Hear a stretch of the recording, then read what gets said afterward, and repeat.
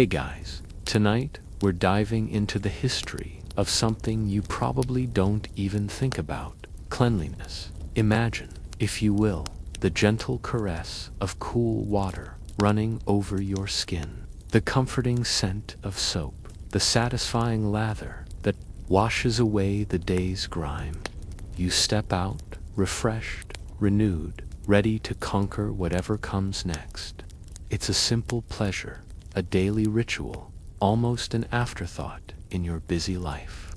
But what if that feeling, that basic act of purification, was a luxury beyond imagining?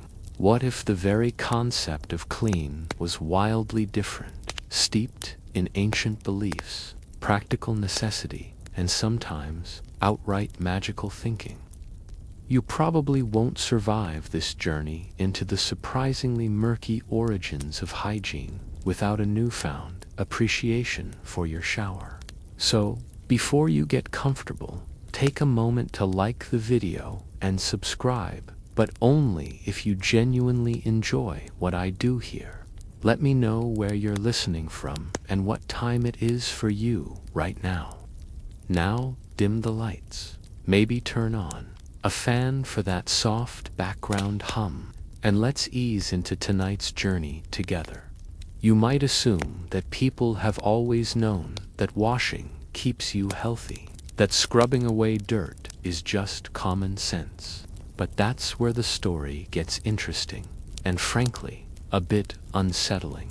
You see, the history of hygiene isn't a straight line of progress. It's a winding, sometimes backtracking, path paved with misunderstanding, ingenuity, and a surprising amount of sheer grit. Our journey begins not with pristine porcelain and fragrant bubbles, but with mud, ash, and a rather pragmatic approach to body odor. Picture yourself, tens of thousands of years ago, living in a world far removed from the climate-controlled comfort of your home. You're a hunter-gatherer, your days dictated by the rhythm of the sun and the urgent needs of survival. Your bathroom is the nearest stream, river, or perhaps a rainwater-filled hollow. You don't have soap, certainly not the kind that comes in a pretty wrapper, but you still feel the need to wash, to rid yourself of the dust of the hunt, the sweat of the day, the general stickiness that comes from living in close quarters with nature. You understand, instinctively, that water cleanses. You immerse yourself, splashing, rubbing away the most obvious layers of dirt. Maybe you notice that certain plants, when crushed and mixed with water, create a slight foam, a slippery consistency that seems to lift grime more effectively. This isn't soap, not yet, but it's an early, intuitive step towards understanding the power of emollients and surfactants. You might even use fine sand or volcanic ash as an abrasive, a primitive loofah to exfoliate and scour your skin. Imagine the sensation, the cool water, the gritty texture against your skin, the refreshing feeling as the dust and sweat are washed away. It's a primal cleanliness, born of necessity and observation. As civilizations begin to emerge, your understanding of hygiene becomes more formalized, albeit still intertwined with spiritual beliefs. Take, for instance, the ancient Egyptians, a people renowned for their meticulous attention to detail in almost every aspect of life, from monumental architecture to the intricate process of mummification. For them, cleanliness wasn't just about feeling fresh, it was deeply spiritual. You'd wash daily, often multiple times, not just for personal comfort, but as a prerequisite for engaging with the gods. Priests would shave their entire bodies, not just their heads, every few days to ensure ritual purity. Can you imagine the sheer commitment? No 5 o'clock shadow for those guys. You see elaborate bathing rituals depicted in hieroglyphs, showing noblemen being doused with water, sometimes by attendants. They used natron, a natural salt mixture, as a kind of scrubbing agent, and oils scented with fragrant resins, like frankincense, and myrrh to moisturize and perfume their skin. This wasn't just about smelling good. It was believed to protect the body, to keep it supple, almost a living part of their spiritual practice. You might even find yourself reaching for a pumice stone, a common tool in ancient Egypt to smooth rough patches on your feet. But here's a quirky tidbit. While they were obsessively clean personally, ancient Egyptians also had some rather unorthodox remedies for ailments, often involving animal dung. Yes, you heard that right. While you're meticulously scrubbing, they might have been applying crocodile-dung paste as a cure for certain skin conditions. Historians still argue whether some of these practices were genuinely believed to be effective, or if they were more about a shock and awe approach to medicine, designed to impress or deter evil spirits. It certainly gives natural remedies a whole new meaning, doesn't it? As you move eastward, you encounter the Indus Valley civilization, one of the earliest urban societies, flourishing around 2500 BCE if you were an inhabitant of Mohenjo-Daro. Or Harappa, you'd be living in a city with an astonishingly advanced system of public and private baths. We're talking about individual bathrooms in houses, complete with drains connecting to a sophisticated municipal sewage system. Imagine that, almost 5 millennia ago, you could flush your waste away, a luxury that wouldn't become widespread in many parts of the world until millennia later. The Great Bath of Mohenjo-Daro is a truly mainstream historical fact that leaves you scratching your head in wonder. This massive public pool, lined with bitumen to prevent water leakage, strongly suggests a ritualistic bathing practice. You can almost hear the murmurs of the crowds, the splashing of water, as people immersed themselves, not just for hygiene, but for spiritual purification. It shows a collective understanding of water's power, both physically and symbolically. It makes your local gym's swimming pool look positively primitive in its historical context, doesn't it? The Minoans on the island of Crete, flourishing slightly later, also valued hygiene. If you were a Minoan noble, you'd likely have a private bathing chamber in your palace, complete with terracotta bathtubs and even flushing toilets, connected to intricate drainage systems. It's a testament to their engineering prowess and their appreciation for personal comfort. You can almost picture yourself reclining in one of those tubs, perhaps enjoying the view of the Aegean Sea, the scent of olive oil and herbs wafting through the air. Yet, despite these impressive advancements, the concept of hygiene remained largely empirical. People observed that washing made them feel better, reduced unpleasant odors, and sometimes seemed to prevent illness. But the underlying reasons, the invisible world of bacteria and viruses, remained a complete mystery. They didn't understand germ theory. They simply knew what worked, or what seemed to work. This makes their achievements even more remarkable, doesn't it? They were essentially operating on gut feeling and generations of accumulated wisdom. Consider the Babylonians, another powerful ancient civilization. You wouldn't find massive public baths like those in the Indus Valley, but you'd certainly encounter a practical approach to personal cleanliness. They understood the importance of oils and scented substances for the body. You'd rub yourself down with olive oil, sesame oil, or even animal fats, often mixed with ash or clay. This acted as a cleanser, trapping dirt and sweat, which could then be scraped off with a strigil, a curved metal implement. It's a bit like a primitive, all-natural cleansing balm, isn't it? No suds, just a good, satisfying scrape.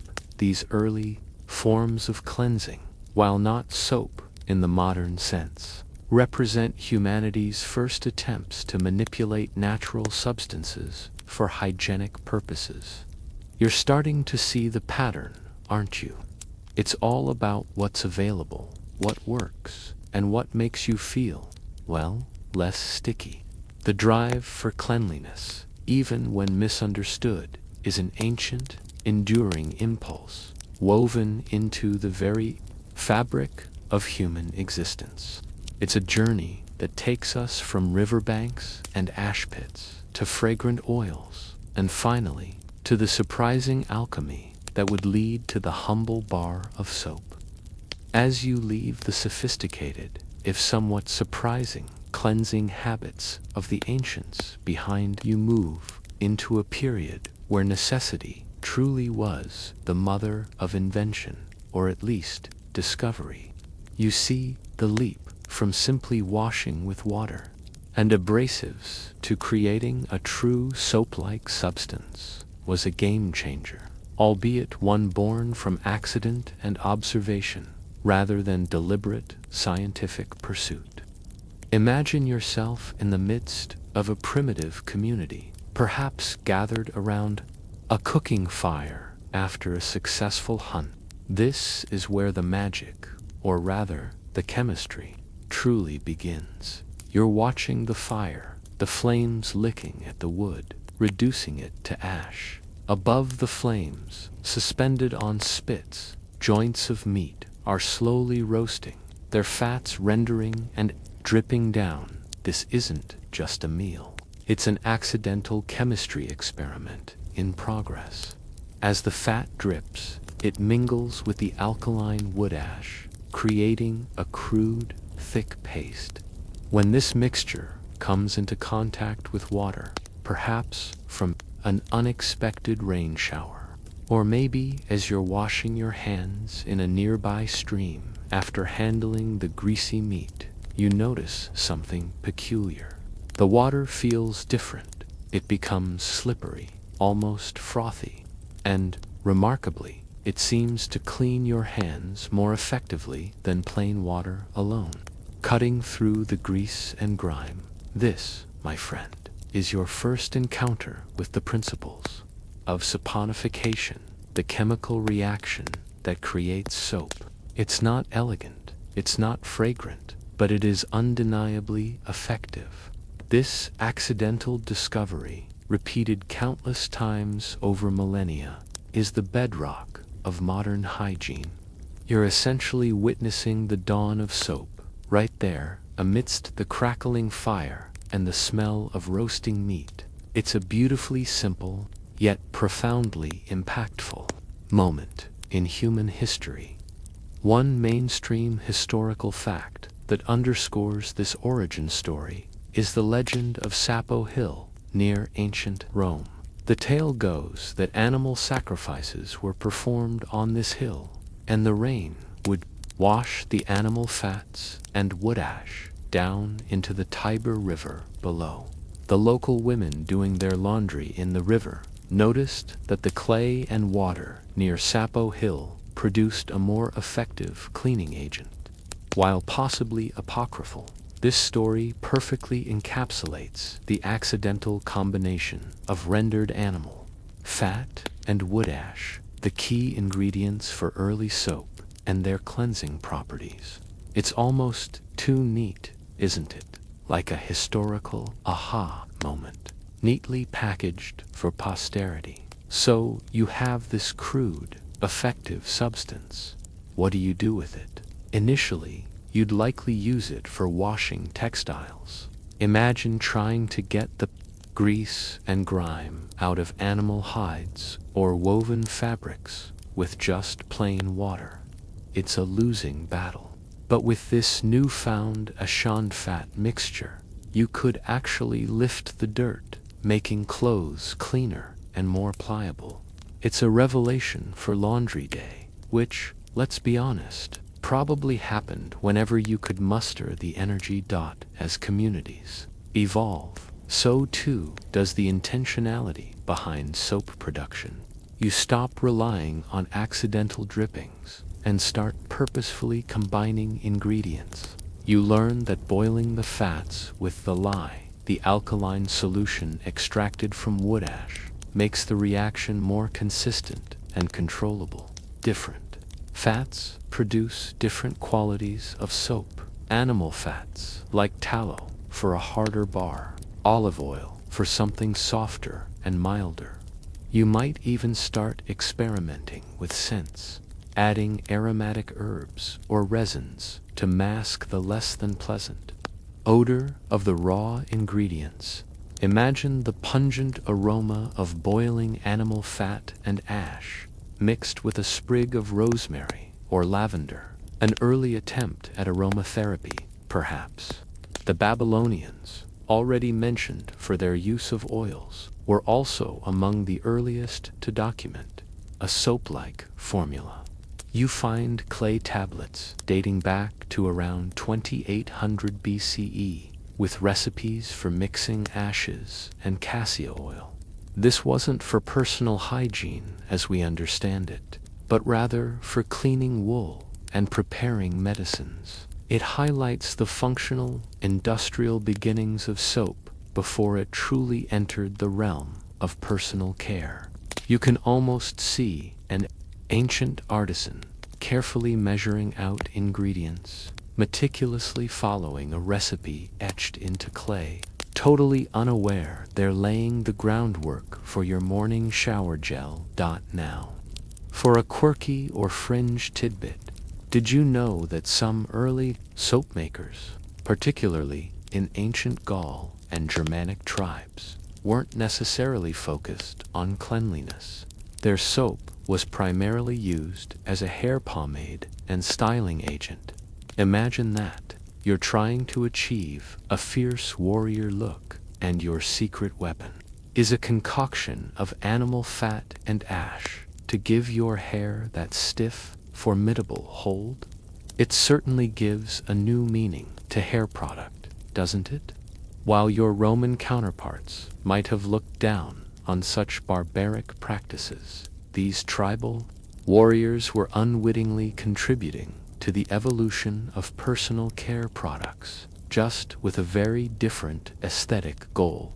It makes you wonder how many great discoveries started with someone just trying to look cool. As you consider the slow, incremental development of soap, historians still argue whether the primary driver for its adoption was strictly utilitarian, cleaning of goods, or a growing, albeit undefined, understanding of its benefits for the body.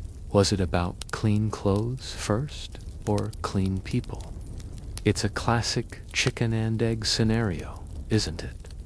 The truth is likely a blend of both, with practical applications for textiles paving the way for gradual personal use. The Roman world, as you'll soon see, embraced bathing with gusto. But their soap wasn't quite what you'd find in your bathroom today. They used a process called striddling. You'd cover your body in oils. Olive oil was a favorite. Then use a curved metal scraper, the strigil, to remove the oil, sweat, and dirt. It's a bit like an ancient manual oil cleansing method, followed by a vigorous scraping.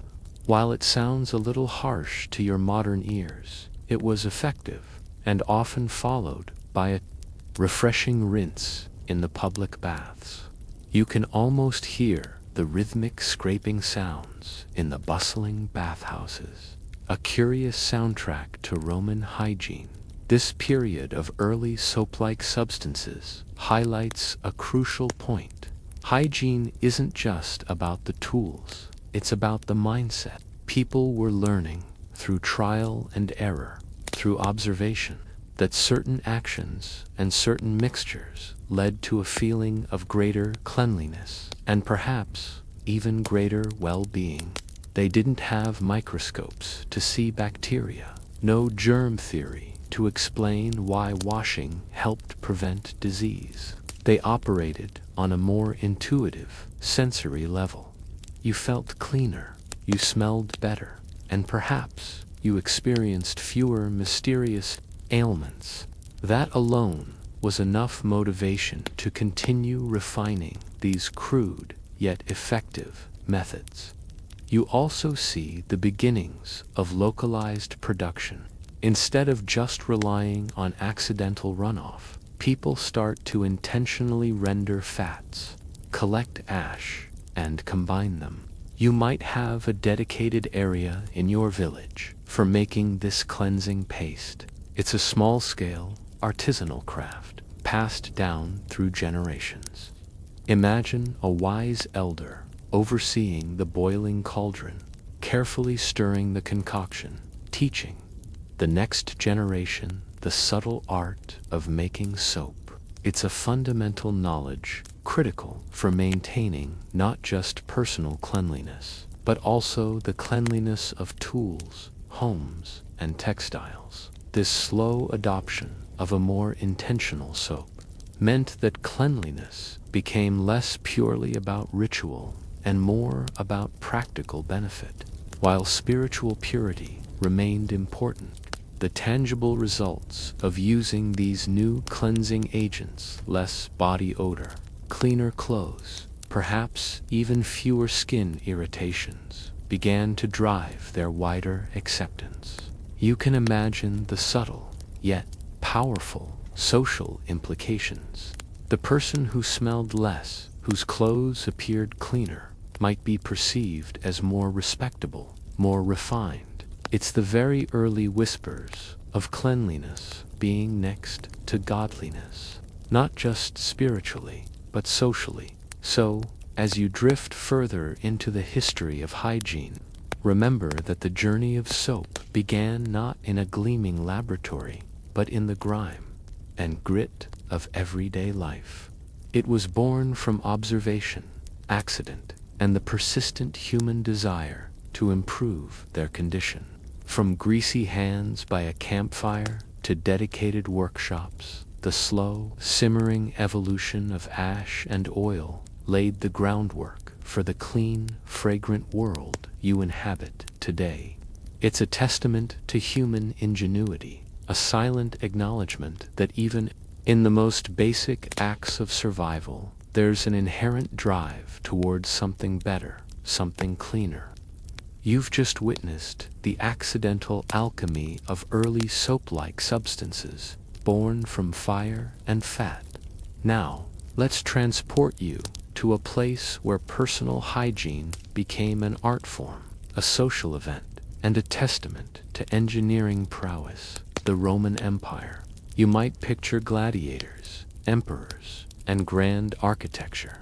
But beneath the surface of this magnificent civilization, you'd find an obsession with water and public bathing that would make your modern spa day look like a quick rinse. Imagine yourself a Roman citizen in, say, 100 CE.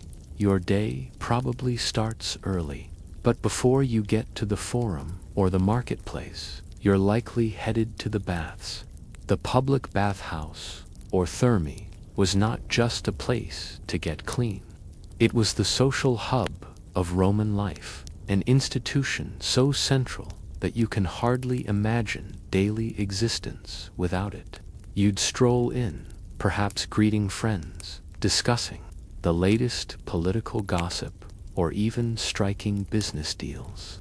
It was the ancient equivalent of a community center, gym and gossip column, all rolled into one, and it was glorious. The experience was a meticulously choreographed ritual. You wouldn't just jump in. First, you'd likely head to the appetiterium, the changing room. Here, you'd shed your toga and other garments, perhaps entrusting them to a slave or a watchful attendant. Then you might move to the palestra, an open-air courtyard, where you could engage in some light exercise, wrestling, ball games, or a bit of stretching. Picture the scene, the rhythmic thud of wrestling bodies, the shouts of encouragement, the sun warming your skin. It was about invigorating the body before cleansing it. Next, you'd enter the tepidarium, a warm room designed to prepare your body for the heat to come. You'd relax, perspire gently, and acclimate to the rising temperatures. This wasn't just about comfort. It was about opening your pores, getting your body ready for a deep cleanse.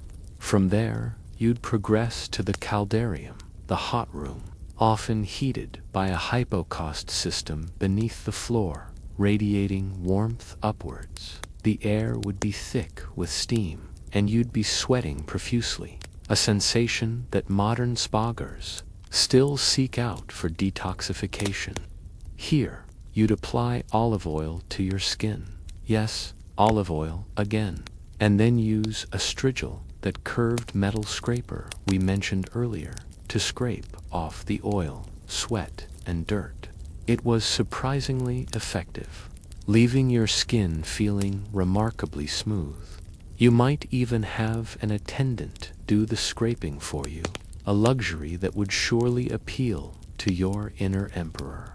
After the intense heat of the caldarium, you'd cool down in the frigidarium, a cold plunge bath. This shock to the system was invigorating, closing your pores and leaving you feeling refreshed. It's the ancient version of an ice bath, a bracing experience that was believed to be good for circulation and overall health. Finally, you might linger in the natatio, a large, open-air swimming pool, or enjoy a massage before heading back out into the bustling streets of Rome. This whole process could take hours, a leisurely part of your day, essential for both physical and social well-being. This public bathing culture is a mainstream historical fact, showcasing a level of communal hygiene that would not be seen again in much of Europe for over a millennium. The sheer scale of these complexes was astounding. The baths of Caracalla, for instance, could accommodate thousands of bathers at once, featuring vast halls, libraries, gardens, and even shops. You can almost hear the echoes of ancient conversations, the splashing of water, the general hubbub of Roman life pulsating through these magnificent structures. However, despite this seemingly advanced approach to public hygiene, the Romans had their quirks. While public baths were meticulously maintained by slaves and a constant flow of fresh water, private sanitation was often a different story. You might have a communal latrine where you'd sit shoulder to shoulder with your neighbors, discussing the day's events. But in many homes, particularly for the less wealthy, waste disposal was still quite rudimentary. Historians still argue whether the Romans fully understood the link between sanitation and disease. While they certainly valued cleanliness for aesthetic and social reasons, and observed that dirty conditions often correlated with illness, the germ theory of disease was millennia away from being conceived. They might have attributed illness to bad air miasma or an imbalance of humors rather than microscopic pathogens. So, while you're enjoying your bath, you might still be walking through streets where waste was openly discarded, a stark contrast that highlights their often contradictory approach to hygiene. For a quirky or fringe tidbit, consider the Roman approach to dental hygiene. While they didn't have toothpaste tubes or fancy toothbrushes, they did use a variety of surprising substances to clean their teeth and freshen their breath. One popular method involved using urine, specifically imported from Portugal as a mouthwash. Yes, you heard that right, urine. The ammonia in the urine was believed to whiten teeth and kill bacteria. While certainly effective to some degree due to the ammonia's bleaching properties, it's not exactly the minty fresh experience you're used to. You can imagine trying to explain that particular oral care routine to your dentist today. Beyond the baths, Roman hygiene also extended to public health infrastructure. Their aqueducts, engineering marvels, brought fresh, clean water from distant sources directly into the cities, supplying fountains, public baths, and some private homes. This consistent supply of clean water was fundamental to their public health efforts, allowing for constant flushing of sewers and the continuous operation of the baths. You can stand in awe of these towering structures, knowing that each arch supported not just stone, but the very lifeblood of Roman urban existence. The Romans also had a rudimentary understanding of waste management. Their sewer systems, most famously the Cloaca Maxima in Rome, were designed to carry waste away from the city. While not as sophisticated as modern sewage treatment plants, they were monumental feats for their time, demonstrating an awareness that waste needed to be removed to maintain a healthier environment. You might not have been thinking about wastewater management while enjoying your Roman holiday, but these unsung heroes of infrastructure played a vital role in keeping disease at bay.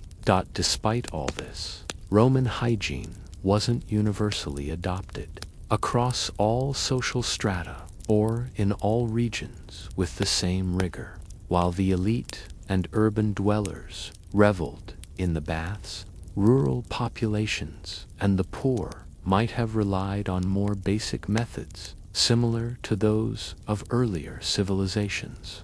The spread of waterborne diseases, despite the aqueducts, was still a reality, especially with contaminated sources or inadequate disposal of waste in certain areas. It was a constant battle, not always won. You also have to remember the constant influx of people into large cities like Rome. While the infrastructure was impressive, the sheer density of the population, coupled with limited understanding of microscopic pathogens, meant that diseases could still spread rapidly. The Roman public health system was a marvel for its time, but it was far from perfect. It was a grand experiment in urban living, with hygiene as a central but imperfectly understood component. The Roman fascination with personal grooming extended beyond just bathing. They used perfumes, cosmetics, and elaborate hairstyling products. Men and women spent considerable time on their appearance, reflecting a society where public image and social status were paramount. You'd find them using depilatories to remove unwanted hair, applying powders to whiten their skin, and elaborate hairstyles requiring hours of work. It was a culture where looking good, and by extension, feeling clean, was an important social currency. So, as you emerge from the steamy social world of the Roman baths, you carry with you a sense of both awe and a touch of ironic amusement. Awe at their engineering genius and dedication to a public good, and amusement at their surprising, sometimes gross, methods. The Romans, with their aqueducts and strigils, laid a powerful foundation for the idea of public health and personal cleanliness, even if their scientific understanding was still in its infancy.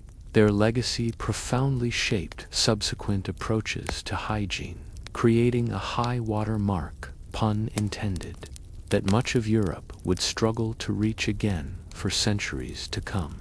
You're about to see just how dramatically things can change when the lights go out on grand empires.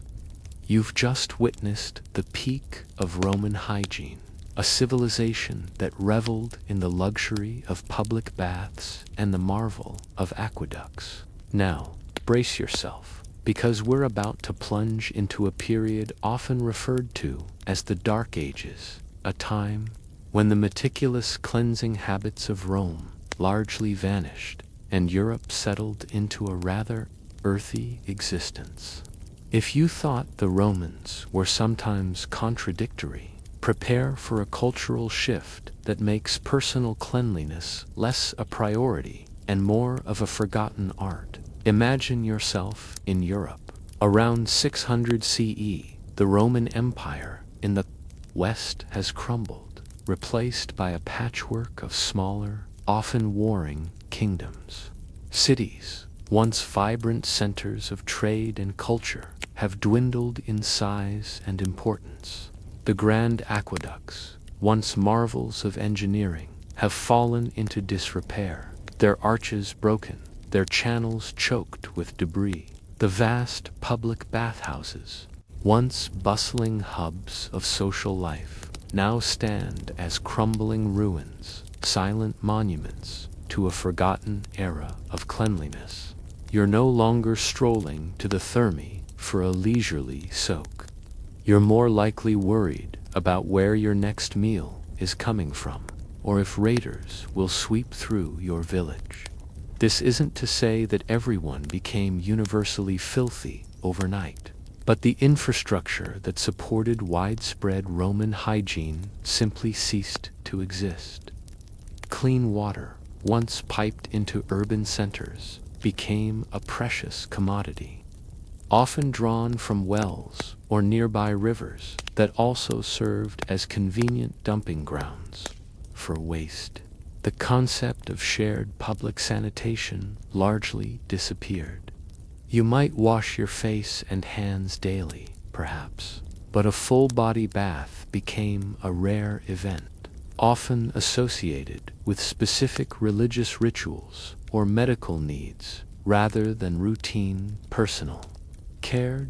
One mainstream historical fact that highlights this decline is the disappearance of large-scale urban sanitation systems. The complex sewer systems and aqueducts that defined Roman cities simply weren't maintained or replicated by the new rulers.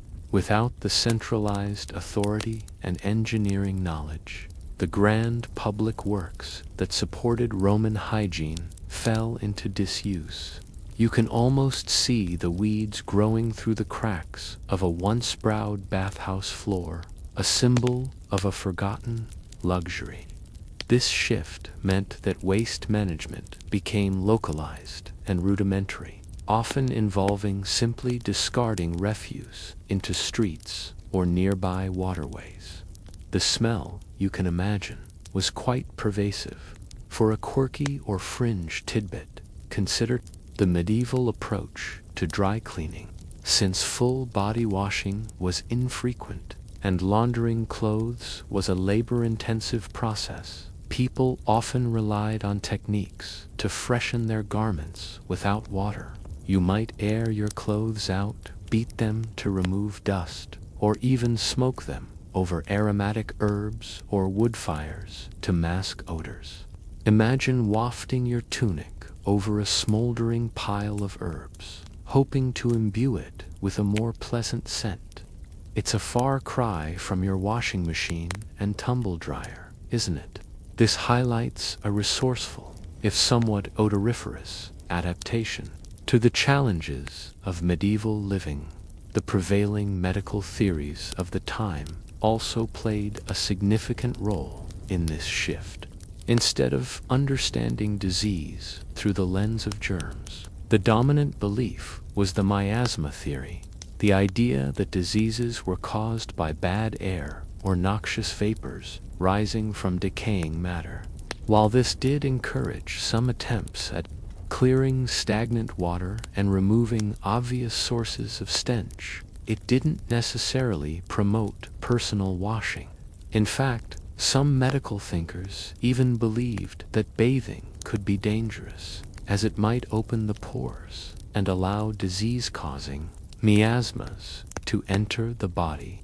You can almost hear a medieval physician advising you, in a very serious tone, to avoid excessive bathing for your own good. Historians still argue whether the decline in hygiene was purely a result of collapsing infrastructure and economic hardship, or if it was also influenced by a shift in religious sensibilities. While Christianity promoted spiritual cleanliness, the emphasis often leaned more towards inner purity than outer bodily washing. Fasting and asceticism were revered and excessive.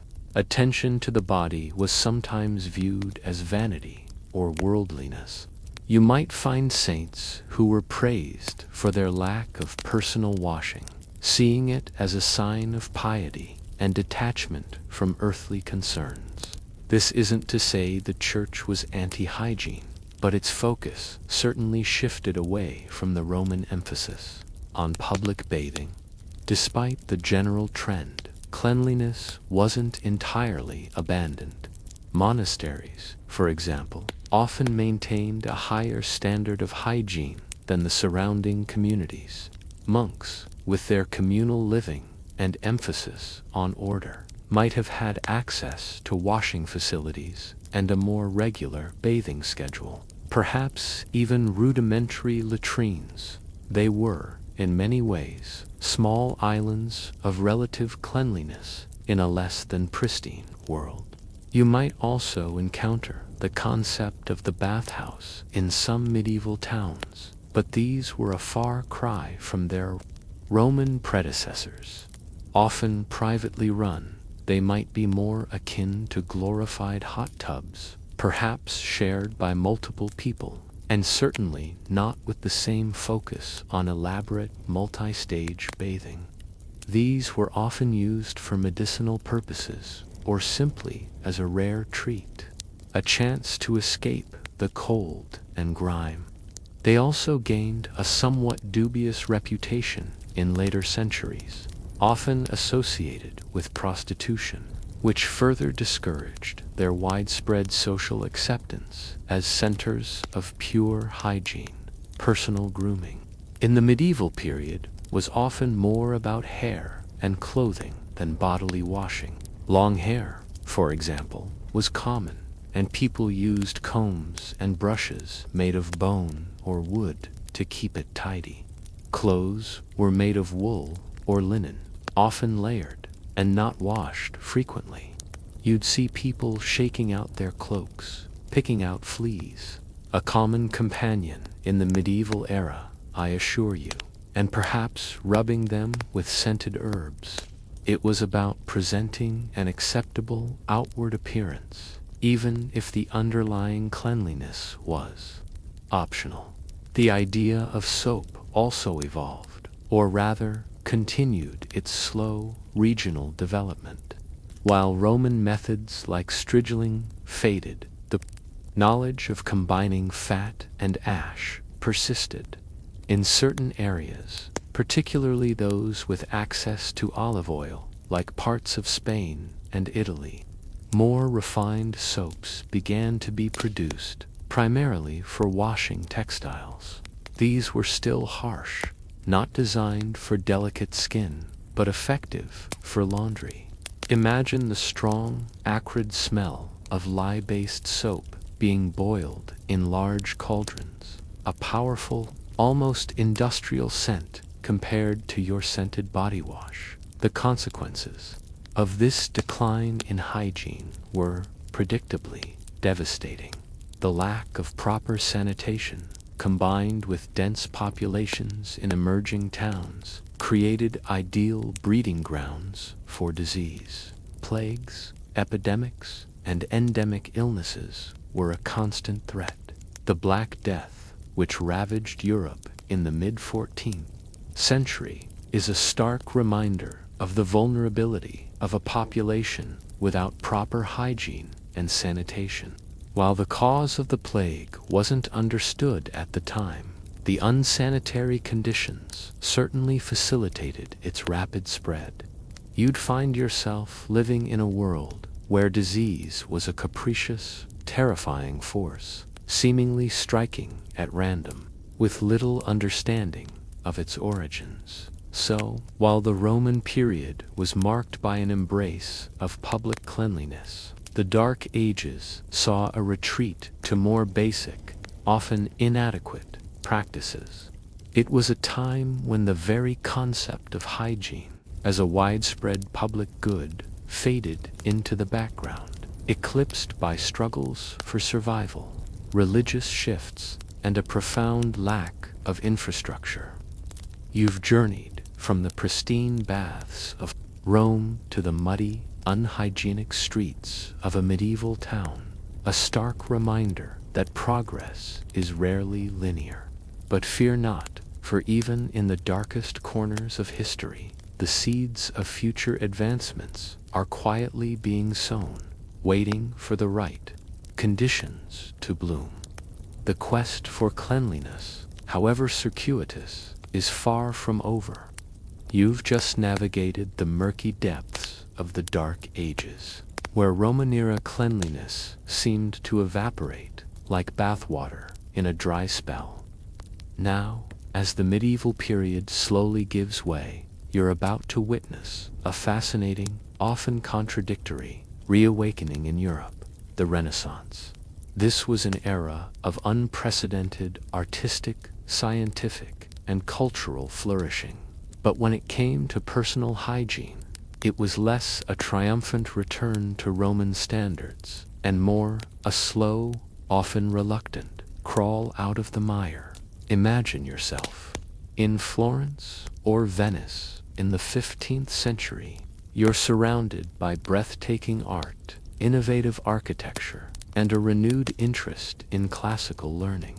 Scholars are poring over ancient texts, artists are perfecting perspective, and explorers are charting new worlds. It feels like a vibrant, enlightened time. Yet, look a little closer at the everyday lives, and you'll find that a deep bath with hot, running water is still a distant dream for most. The scent of unwashed bodies, mingled with perfumes and urban refuse, would be a constant companion. The legacy of the miasma theory, that diseases were caused by bad air, still held considerable sway. This belief, rather than promoting washing the body, often encouraged avoiding water, especially hot water, as it was thought to open pores and invite disease into the body. You can almost hear the learned physicians of the day cautioning against bathing, suggesting instead that you simply change your linen shirt frequently to absorb sweat and grime. This concept of changing linen as a form of dry cleanliness was a mainstream historical fact of the era. People believed that clean linen drew impurities from the body, making it a crucial, if ultimately limited, component of personal care. So, while you might not be getting into a tub, you'd certainly be investing in a good laundress, or at least a fresh shirt.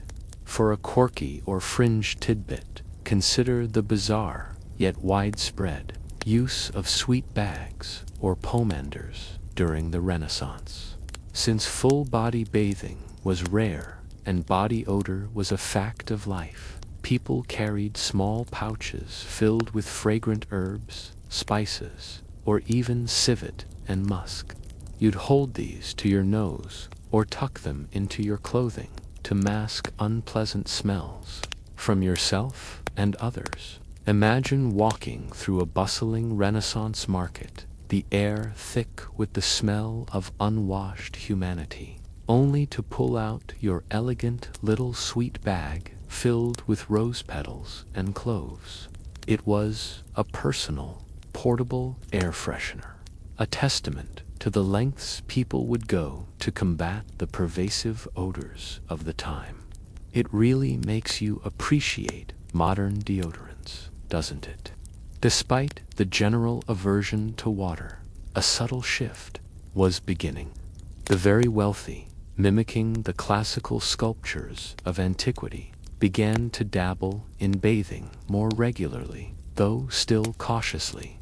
You might find a small private bathtub in an aristocratic household, often for short, lukewarm soaks. These were less about deep cleansing and more about ritualistic refreshing or even medicinal purposes.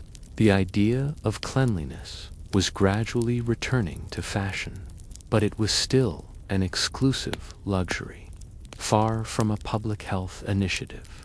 Historians still argue whether the resurgence of classical texts and the renewed appreciation for the human form, so evident in Renaissance art, genuinely sparked a greater interest in personal cleanliness, or if it was simply a superficial adoption of perceived Roman habits without the underlying infrastructure. Were people truly becoming cleaner, or just appearing to be? The truth is likely somewhere in between, a cultural shift towards valuing appearance, which inadvertently led to some improved practices. Even if the understanding of hygiene was still flawed, the practice of applying perfumes and scented waters became incredibly popular. Since truly washing away body odor was difficult, masking it became an art form. You'd find yourself dousing your clothes, your wigs, and even your furniture with heavy, cloying scents. Imagine entering a salon where the air is thick with ambergris, civet, and musk, all trying to overpower the less pleasant realities beneath. It was a fragrant battle against the unavoidable, a testament to the power of human vanity and the limitations of 16th century plumbing.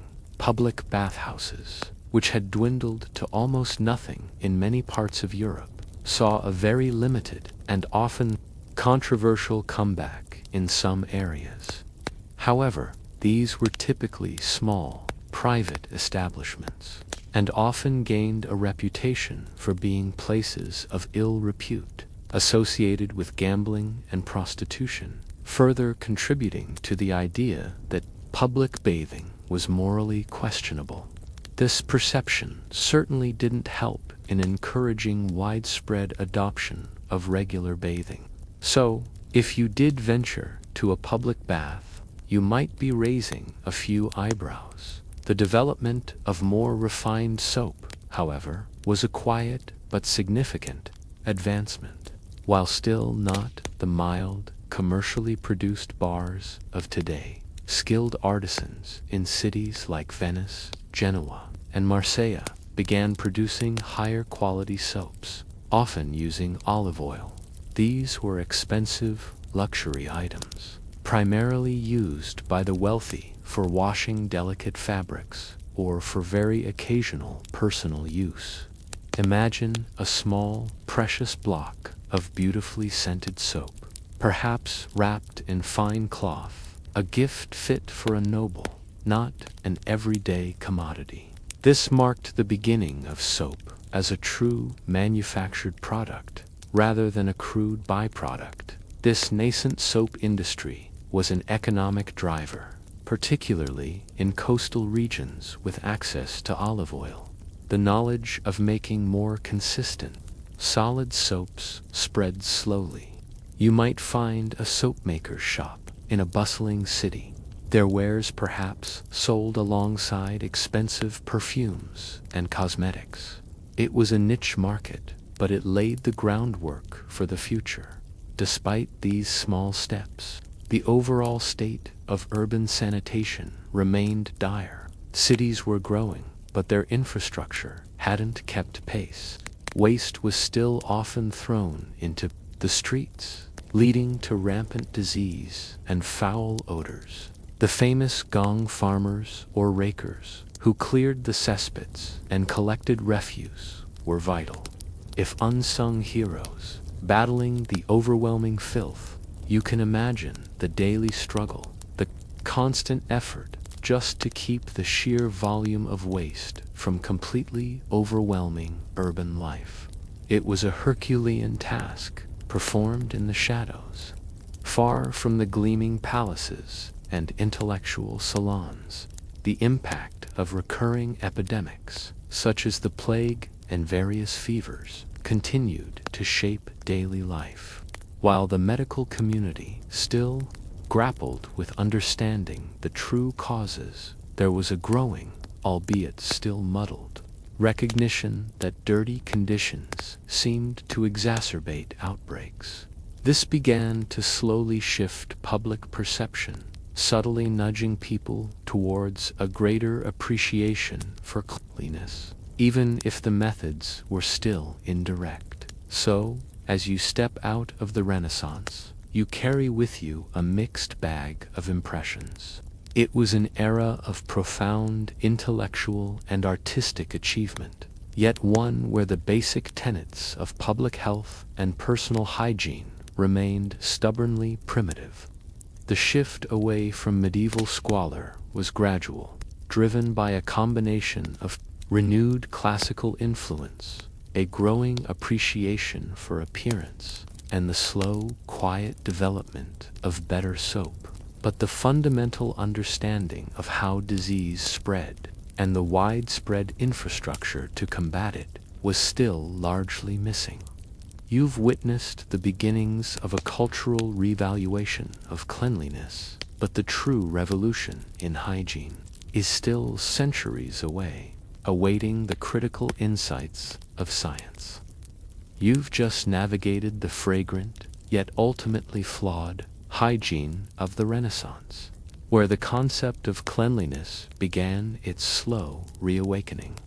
Now, as European powers cast their gaze across oceans, you're about to witness a fascinating cultural collision, the encounter between the old world and the new world, and with it, a clash of vastly different notions of hygiene. This isn't just about different ways of washing. It's about contrasting philosophies of the body, nature, and community cleanliness. Imagine yourself as a European explorer, perhaps a Spanish conquistador or an English settler, landing on the shores of the Americas in the 16th or 17th century.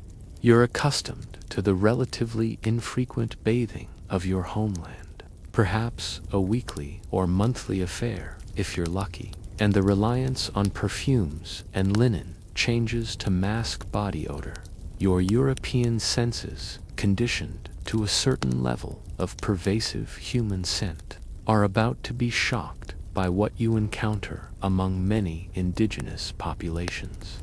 One mainstream historical fact that often surprises people is the remarkably high standard of personal hygiene practiced by many pre-Columbian American civilizations.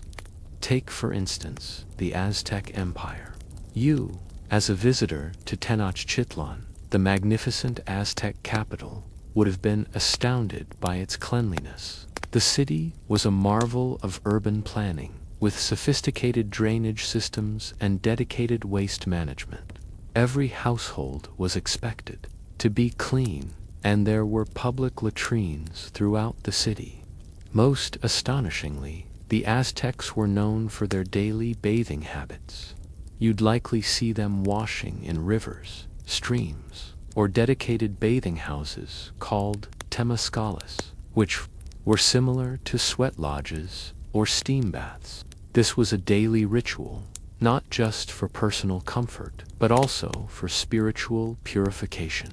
The sheer contrast with European cities of the time, which were often notoriously foul, would have been striking. You can almost hear the European newcomers muttering in disbelief, perhaps even disgust, at the natives' excessive cleanliness. For a quirky or fringe tidbit, consider the use of the soap tree, a mole, by various Native American tribes, particularly in the Southwest. This plant, a species of yucca, contains saponins, natural soap-like compounds that produce a rich lather when its roots are crushed and mixed with water. Indigenous peoples used this for washing their hair, bodies, and even clothing. Imagine gathering these roots, crushing them, and creating a natural, biodegradable shampoo right from the earth. It's a testament to their deep knowledge of their environment and their ability to harness natural resources for hygienic purposes, long before European chemists figured out industrial saponification. It's truly farm-to-shower in its most authentic sense.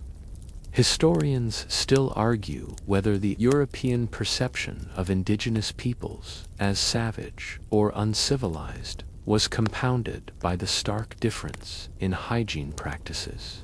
Did the European disdain for Native American bathing habits stem from genuine cultural shock, or was it a convenient justification for their own perceived superiority and eventual subjugation? It's a complex question, highlighting the way that even something as seemingly innocuous as personal cleanliness can become a point of cultural friction and prejudice. The Native Americans' approach to hygiene was often deeply connected to their relationship with nature and spiritual beliefs. For many tribes, water was sacred, and the act of bathing was not merely about physical cleansing, but also about spiritual purification and connection to the natural world. You'd find them bathing in cold rivers for invigoration or participating in sweat lodge ceremonies, which cleansed both body and spirit. This holistic view of hygiene contrasts sharply with the more utilitarian, or even apprehensive, European approach of the time. As Europeans began to settle and establish colonies, they largely brought their old world hygiene habits with them. While they might have learned some things from the indigenous populations, the general trend was to replicate the less than stellar sanitation of European towns. The idea of daily bathing remained alien to many. Instead, you'd see settlers relying on a bucket and basin for quick washes, and, of course, the ever-present clean linen to wick away sweat and dirt.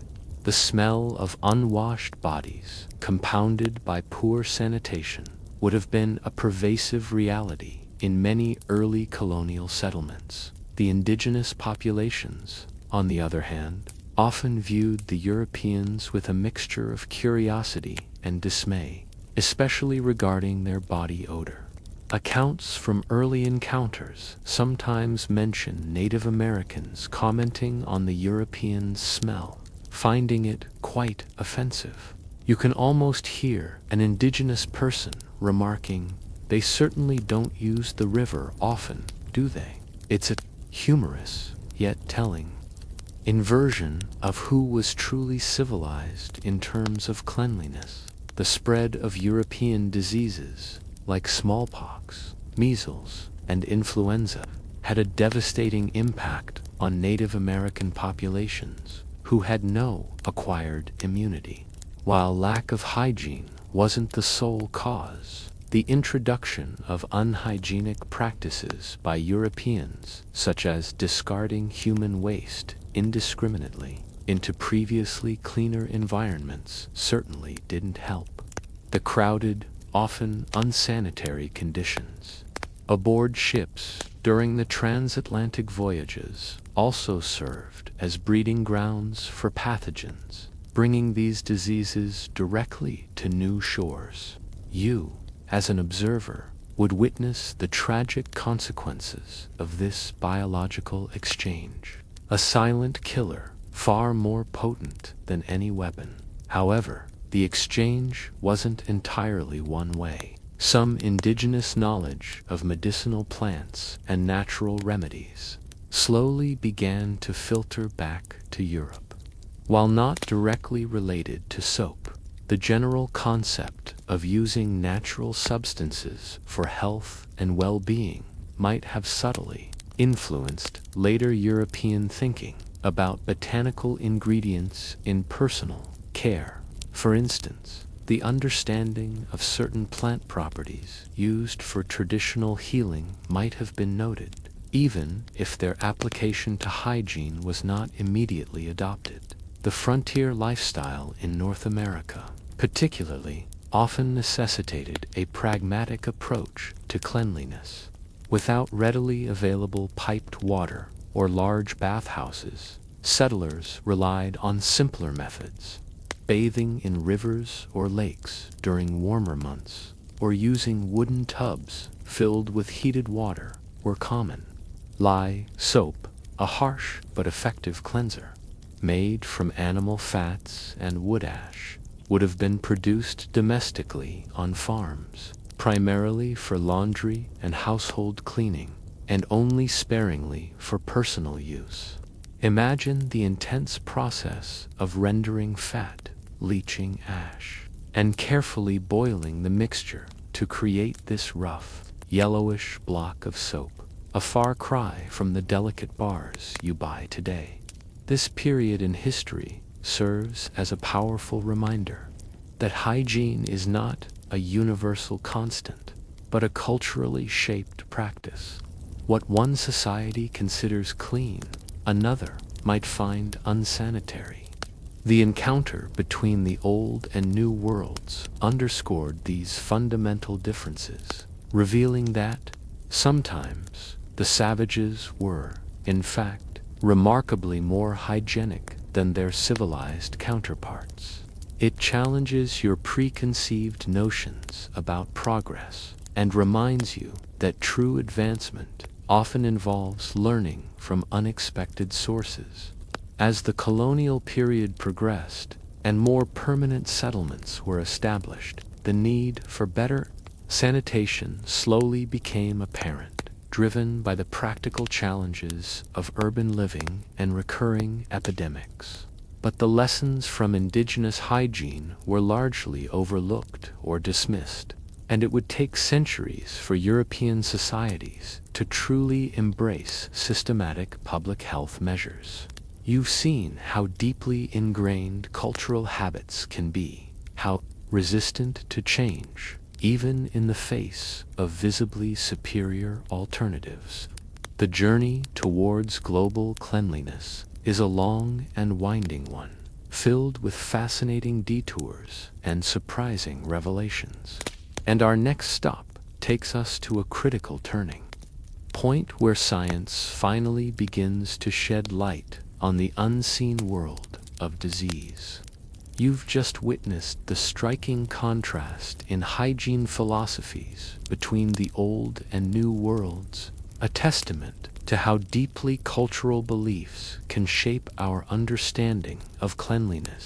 Now, as the scent of musky pomanders and occasional river baths fades, you're about to enter a period where the subtle, insidious logic of scientific inquiry began to chip away at ancient superstitions and firmly held, yet ultimately incorrect, ideas about disease and dirt. This is the era where reason starts to illuminate the invisible. Imagine yourself in the 17th or 18th century, the age of enlightenment. Philosophers are championing reason. Scientists are observing the natural world with renewed vigor, and the printing press is disseminating knowledge at an unprecedented pace. Yet, despite this intellectual ferment, the prevailing understanding of disease is still largely stuck in the past. The miasma theory, the belief that bad smells and noxious vapors from decaying organic matter caused illness, remains firmly entrenched. You'd still hear learned doctors gravely discussing the dangers of putrid air and advising people to avoid foul odors, perhaps even recommending holding a perfumed handkerchief to your nose in particularly pungent areas. While this theory did, inadvertently, encourage some efforts to clean up obvious sources of filth, It fundamentally misunderstood the true agents of disease. 1. Mainstream historical fact that illustrates the persistence of this theory is the response to outbreaks of disease. When epidemics struck, public officials would often focus on clearing away rubbish, draining stagnant pools, and airing out houses, believing that removing the bad air would halt the spread of illness. You can picture city workers shoveling away waste, not realizing they were only addressing a symptom, not the root cause. It was a step in the right direction for general sanitation, but without knowing about microbes, it was a bit like trying to stop a flood by bailing out a teacup for a quirky or fringe tidbit. Consider the nosegay or small bouquet of flowers and herbs carried during this period, especially by doctors and those visiting the sick. While partially a fashion accessory, its primary purpose was believed to be protection against myopia. Imagine a doctor, resplendent in his wig and coat, approaching a sick patient while clutching a small posy of fragrant flowers to his face, convinced that the pleasant scent would ward off the disease-causing bad air. It's an endearing, if somewhat misguided, attempt at medical self-preservation, isn't it? It perfectly captures the blend of aesthetic and pseudo-scientific belief of the time. Despite the dominance of miasma theory, subtle changes were afoot. Observation, the bedrock of scientific method, slowly began to challenge long-held beliefs. Physicians and natural philosophers, even without microscopes powerful enough to see bacteria, started to notice patterns. They observed that diseases often spread through contact, that wounds became infected, and that certain environments seemed more prone to illness than others. This empirical evidence, however anecdotal, began to sow seeds of doubt about the singular power of bad smells.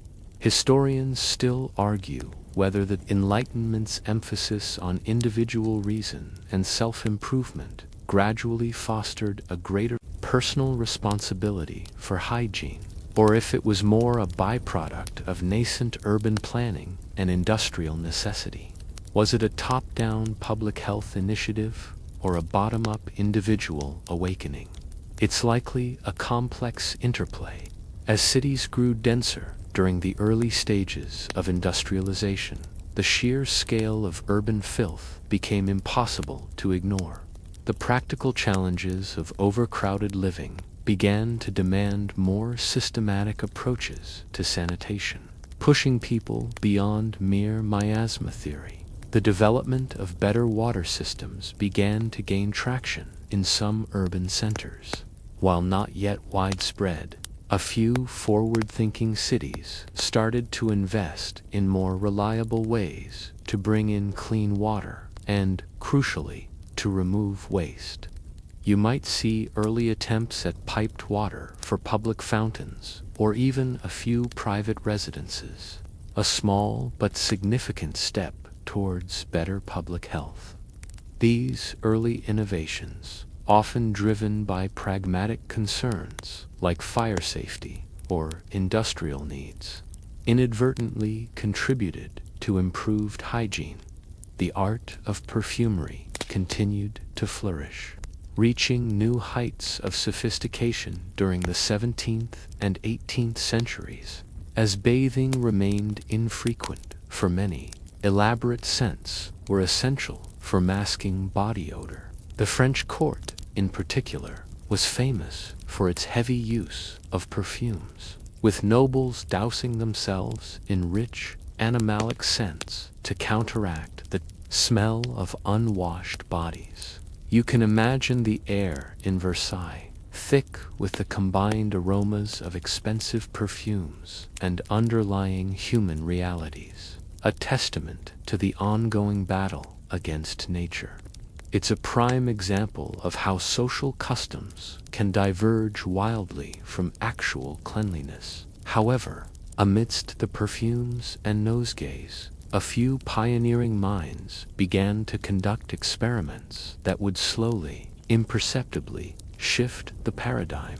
Take, for instance, the work of Antony van Leeuwenhoek in the late 17th century.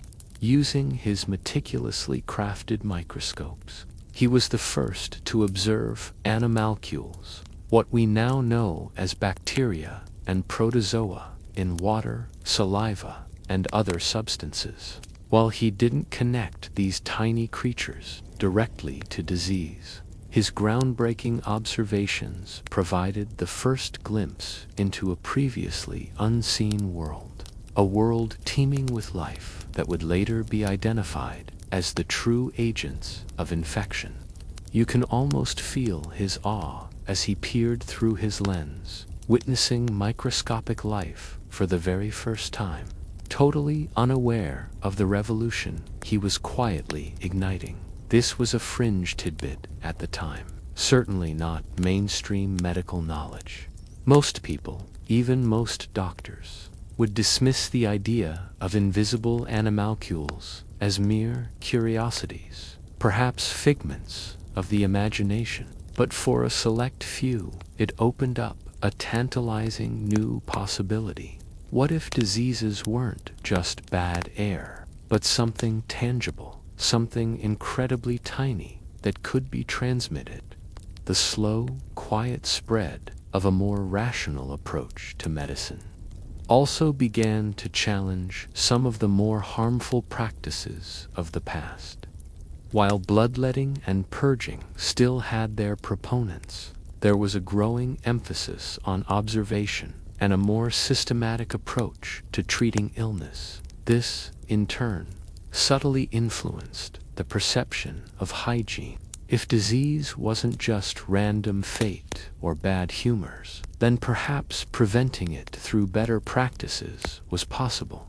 Even soap, which had been a luxury item, began to see some increased production.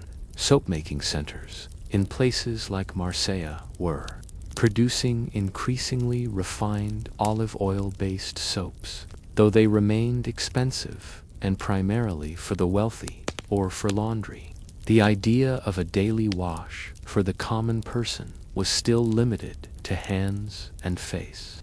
Full-body bathing was often reserved for the sick or as a once-a-month ritual, perhaps in a wooden tub filled with water heated over a fire. Imagine the effort involved in getting a bath ready, hauling water, heating it, performing the wash, and then disposing of the water. It was a chore, not a convenience. As you near the end of the Enlightenment, you see a world still largely mired in the old ways of thinking about disease and cleanliness, but with glimmers of something new on the horizon. The seeds of scientific inquiry have been sown. Observation is gaining ground, and the very concept of an invisible world is slowly being acknowledged. While the grand revolution in hygiene is still decades away, spurred by the coming industrial changes, the intellectual groundwork has been laid. You've witnessed the quiet beginnings of a shift from superstition to science, a journey that will ultimately redefine what it means to be truly clean. You've just glimpsed the nascent spark of scientific inquiry during the Enlightenment, a quiet prelude to a monumental shift. Now, prepare yourself, because we're about to plunge into the heart of the Industrial Revolution, a period that, paradoxically, brought about unprecedented advancements alongside unimaginable filth and public health crises. Imagine the serene, almost rural landscapes giving way to sprawling, smoke-choked cities, and with them a new, intense understanding of what it truly meant to be dirty. Picture yourself in a bustling, burgeoning city like Manchester or London in the late 18th or early 19th century. The air is thick with the soot of countless factory chimneys. The ground often a slurry of mud, human waste, and industrial effluvium. People are flocking from the countryside, drawn by the promise of work in the new mills and factories. But this rapid urbanization is happening without any foresight, without any planning for the sheer volume of human beings now crammed into tiny, hastily constructed tenements. You're living cheek by jowl with dozens, if not hundreds, of others, often sharing a single water pump, a communal privy, or, more often than not, simply the street. The scale of overcrowding was staggering. Families, sometimes multiple families, were crammed into single rooms.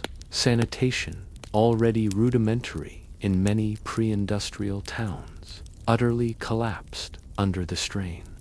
There were no integrated sewer systems, no regular waste collection for the vast majority of the population. Human and animal waste, industrial effluent, and domestic garbage were routinely dumped into rivers, canals, or simply piled in the streets.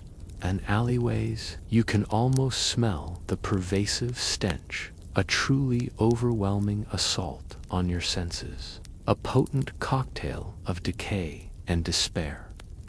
One mainstream historical fact that underscores this grim reality is the widespread problem of cholera epidemics. This terrifying disease, spread through contaminated water, became a recurring scourge of industrial cities.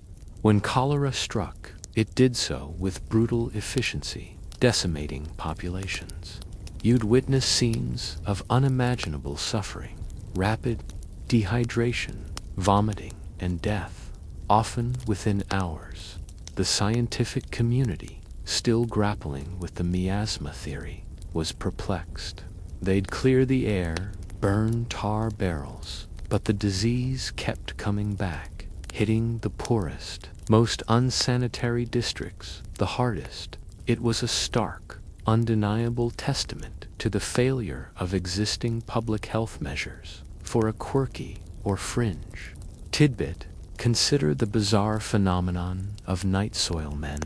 These were individuals, often from the lowest rungs of society, whose job it was to empty cesspits and privies, collecting human waste or night soil under the cover of darkness.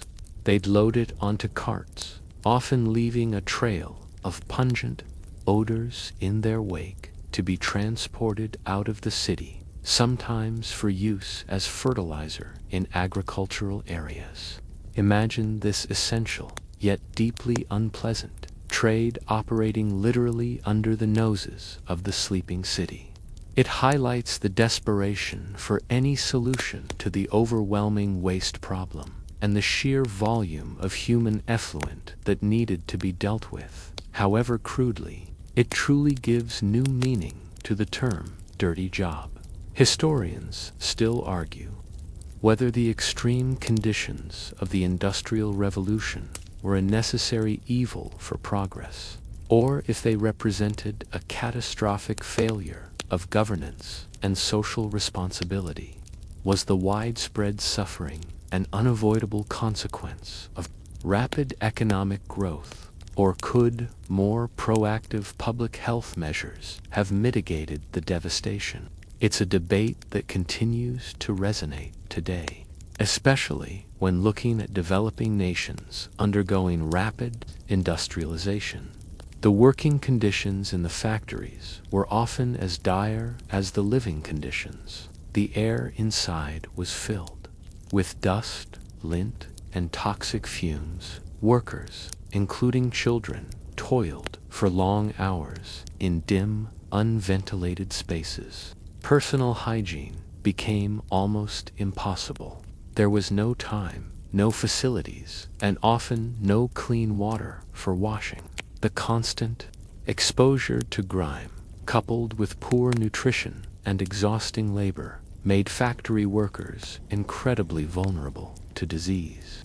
You'd see skin afflictions, respiratory illnesses, and debilitating fevers running rampant through the workforce. The limited availability of soap also played a role. While soap production was increasing, it was often coarse, harsh, and still relatively expensive for the working classes. They might have a single bar for an entire family, used sparingly for laundry or a quick wash of hands and face.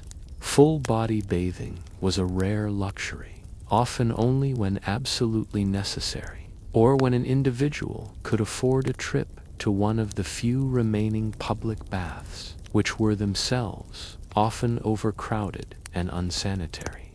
You can imagine the irony. Producing goods in vast quantities, but still lacking the most basic tools for personal cleanliness. However, it was precisely these appalling conditions that began to spark a new awareness. The sheer magnitude of human suffering, the recurring epidemics, and the obvious link between squalor and disease started to compel a few visionary individuals to action. This was not just about aesthetics anymore. It was about survival. The Enlightenment's emphasis on reason began to apply itself to the immediate, visceral problems of urban life. Pioneers like Edwin Chadwick in Britain began to tirelessly campaign for public health reform. Chadwick, a lawyer and social reformer, published his groundbreaking report on the sanitary condition of the laboring population of Great Britain in 1842, a meticulously documented indictment of the squalor and its devastating impact on public health. He argued, with chilling statistics, that disease was not just a medical problem, but a social and economic one, directly linked to inadequate sanitation, poor housing, and contaminated water. You'd read his report and be aghast, not just at the conditions, but at the sheer waste of human life and productivity. This report became a crucial catalyst for change, a mainstream historical fact that spurred legislative action. Simultaneously, the scientific method, slowly gaining ground, began to provide crucial data. Early epidemiologists, like John Snow, in London, through painstaking investigation, began to map the spread of cholera, famously tracing an outbreak in 1854 to a single contaminated water pump in Broad Street. This was a direct, irrefutable challenge to the miasma theory. Snow's work, a triumph of empirical research, showed that disease was spread not by bad air, but by specific, tangible agents, even if those agents were still invisible to the naked eye. You can almost see Snow walking the streets, interviewing residents, meticulously plotting cases on a map, unraveling the mystery one contaminated sip at a time. It was detective work of the highest order, and it revealed a terrifying truth. The very water that sustained life could also deliver death. These revelations, combined with the sheer pressure of urban disease, forced governments and municipalities to begin considering large-scale public health interventions. The idea of universal access to clean water and effective sewage systems began to move from a utopian dream to a pressing necessity. You'd start to see the early construction of modern sewer networks, the implementation of public health acts, and the slow, arduous process of building the infrastructure that would eventually transform urban life. The Industrial Revolution, in its rawest, most brutal form, laid bare the critical importance of hygiene and sanitation. It was a period of immense human cost, but it also spurred a profound shift in thinking. The abstract notions of disease and cleanliness began to solidify into concrete, actionable problems that required engineering solutions, social reform, and, most importantly, scientific understanding. You've witnessed the breaking point, the moment where the sheer scale of the problem demanded a radical reassessment. The stage is now set for the true revolution in public health, driven by an understanding of the invisible enemy, an understanding that would soon transform your world forever. You've just endured the overwhelming filth and despair of the Industrial Revolution, a period that laid bare the catastrophic consequences of neglecting public health. Now, as the choking smog of industrial cities begins to obscure the setting sun over Bobo Dioulasso, where it's currently 9:58 p.m. on a Saturday, you're about to encounter the man who truly pulled back the curtain on the invisible world, Louis Pasteur. His groundbreaking work on germ theory didn't just transform medicine, it fundamentally revolutionized humanity's understanding of cleanliness and disease, turning abstract notions of bad air into concrete, microscopic realities. Imagine yourself in the mid-19th century, while John Snow was meticulously mapping cholera outbreaks, showing how disease spread. The scientific community still lacked a definitive answer to what was actually causing it. The prevailing miasma theory, despite its flaws, was still stubbornly ingrained. This is the intellectual landscape that Louis Pasteur, a French chemist and microbiologist, entered. He wasn't initially focused on human disease.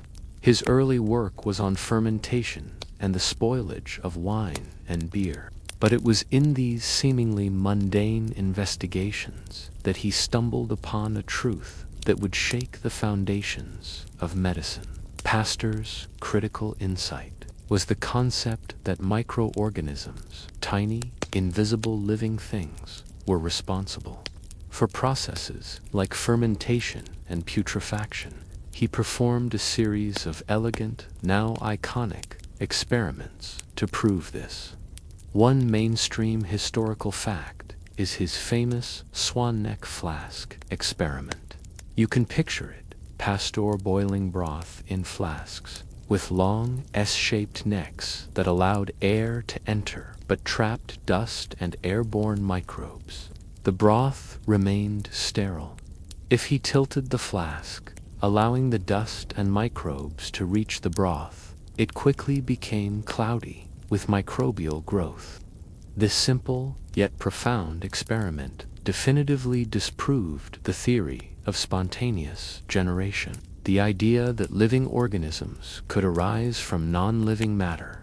It showed, conclusively, that life came from pre-existing life, even microscopic life. This was no mere academic curiosity.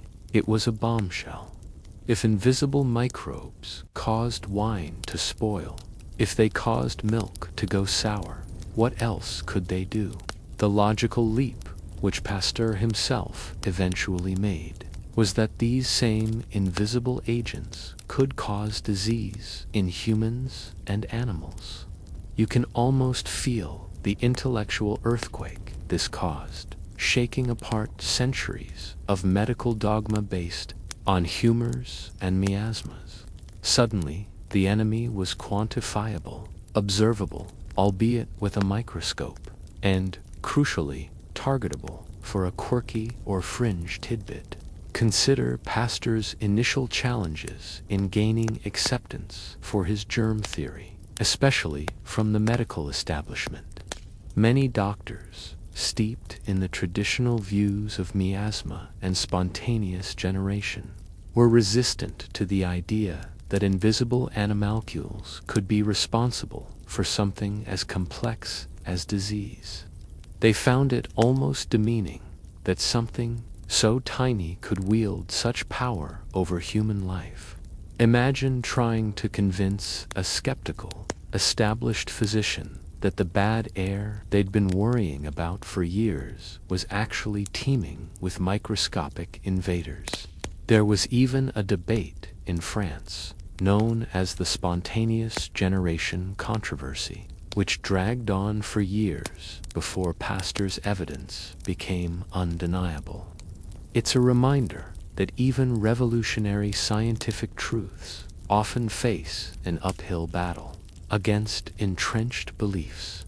Historians still argue whether Pasteur's genius lay more in his experimental rigor or his ability to apply his findings to practical problems. Was he primarily a fundamental scientist or a pragmatic problem solver? The truth is, he was both. His work wasn't just theoretical, it had immediate, profound implications for industries like brewing and silk production, where he developed methods to combat silkworm diseases. This practical success helped lend immense credibility to his theories, paving the way for their application in medicine. The implications of germ theory for hygiene were nothing short of revolutionary. If disease was caused by germs, then preventing the spread of germs became paramount. This meant a complete rethinking of sanitation, surgery, and personal cleanliness. Suddenly, washing hands wasn't just about removing visible dirt. It was about removing invisible killers. You began to understand that the surgeon's unwashed hands, the dirty bandages, the contaminated instruments were not just unsavory. They were vectors of death. Pioneers like Joseph Lister, a British surgeon, quickly grasped the significance of Pasteur's work. He started using carbolic acid phenol to sterilize surgical instruments, bandages, and even the operating environment itself. This was a mainstream historical fact that dramatically reduced post-operative infections, transforming surgery from a gamble with death into a much safer procedure. You can picture Lister meticulously spraying carbolic acid, a strong, acrid smell filling the operating theater as he ushered in the era of antiseptic surgery. It was a brutal but highly effective application of germ theory. The idea of sterilization began to take hold. If heat could kill microbes, as Pasteur showed with pasteurization for milk, then boiling water, sterilizing instruments, and heat-treating food became vital practices. You start to see hospitals implementing stricter rules about cleanliness, nurses washing their hands more frequently, and medical professionals beginning to grasp the chain of infection for personal hygiene. The impact was slower, but equally profound. The public, gradually informed by scientific discoveries, began to understand that dirty hands could transmit disease, that contaminated water was dangerous, and that proper waste disposal was not just about smell, but about health. The humble act of hand washing, once a purely aesthetic or ritualistic act, was now imbued with life-saving significance. You're no longer washing just because you're visibly dirty. You're washing to protect yourself and others from invisible threats. The industrial production of soap, which had been slowly advancing, now gained critical importance. If soap and water could remove germs, then making soap widely available and affordable became a public health imperative. Manufacturers began to produce soap in larger quantities, and advertising campaigns started to link cleanliness directly to health and even social respectability. You'd see posters exhorting people to wash, linking clean hands to healthy families. It was the birth of the modern hygiene movement, driven by scientific understanding rather than just empirical observation. The understanding of disease also moved beyond individual actions to systemic ones. If water could carry cholera, then cities needed clean, piped water systems and effective sewage treatment. The work of engineers and urban planners, previously focused on convenience or aesthetics, now gained a new urgency, driven by the scientific imperative of public health. You start to see massive infrastructure projects, like the construction of London's vast sewer system, designed by Joseph Bazalgette, undertaken with a new understanding of their life-saving potential. The germ theory of disease wasn't just a scientific breakthrough, it was a paradigm shift. It transformed public health from a vague, often superstitious endeavor into a precise scientific discipline. It provided the intellectual framework for understanding how diseases spread and, crucially, how they could be prevented. You've witnessed the moment when humanity finally understood its invisible enemy, and armed with this knowledge, began the long, arduous, but ultimately successful battle for a truly hygienic world. The consequences of this understanding would reverberate through every aspect of life, from how you washed your hands to how your cities were designed. You've just witnessed the revolutionary impact of Louis Pasteur's germ theory, a scientific revelation that finally unmasked the invisible culprits behind disease.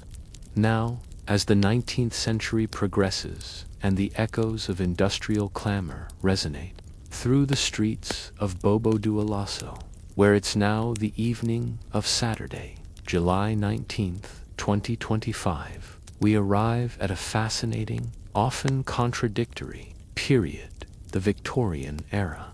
This was a time characterized by an intense focus on moral virtue and outward respectability. Yet, beneath the starched collars and meticulously kept homes, many urban streets remained squalid, teeming with the very filth that germ theory was only just beginning to explain. Imagine yourself in a bustling Victorian city, perhaps London or New York, in the mid to late 1800s. On the surface, you'd observe an era obsessed with propriety, etiquette, and a strict code of conduct. The middle and upper classes cultivated an image of refined cleanliness, emphasizing clean clothing, neat appearances, and well-ordered homes. You'd see ladies with pristine white gloves and gentlemen with polished shoes, presenting an image of sanitized elegance to the world. This outward show of cleanliness was a mainstream historical fact, deeply intertwined with notions of respectability and social status. To be clean, or at least to appear clean, was to be virtuous. Yet this veneer of Victorian virtue often masked a deeply troubling reality beneath. The rapid growth of cities, fueled by the Industrial Revolution, had far outpaced any meaningful improvements in infrastructure for the working classes. The slums, the rookeries, and the overcrowded tenements were still breeding grounds for disease. While germ theory was gaining traction in scientific circles, its widespread application in public health policy was slow and uneven.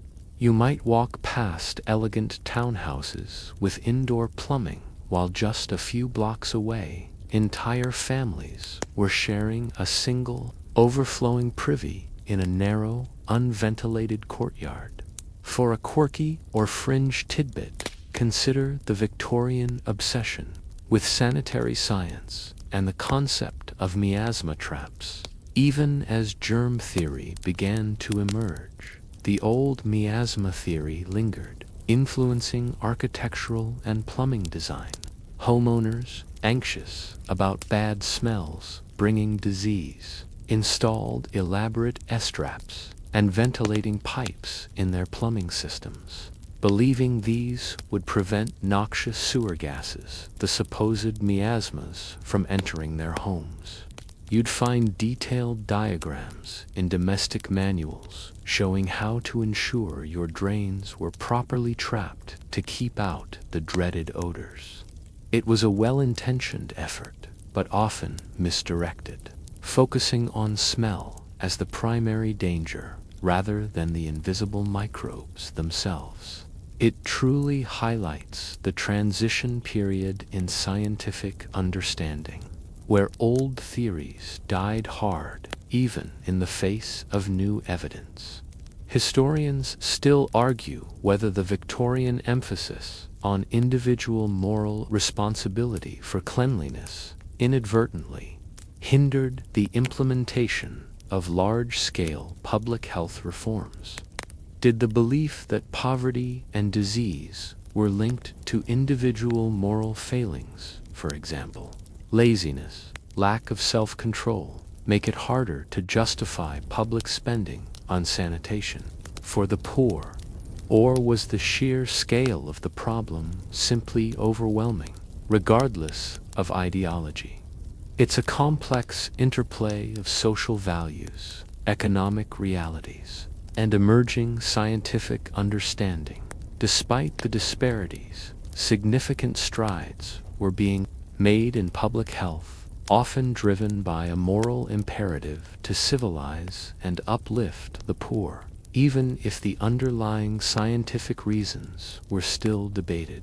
The work of public health reformers, inspired by figures like Chadwick and Snow, led to the gradual construction of massive, centralized sewer systems.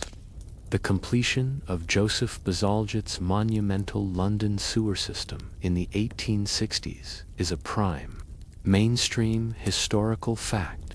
This vast network, designed to carry away human waste and prevent the dumping of sewage into the Thames, dramatically reduced outbreaks of cholera and other waterborne diseases in the capital.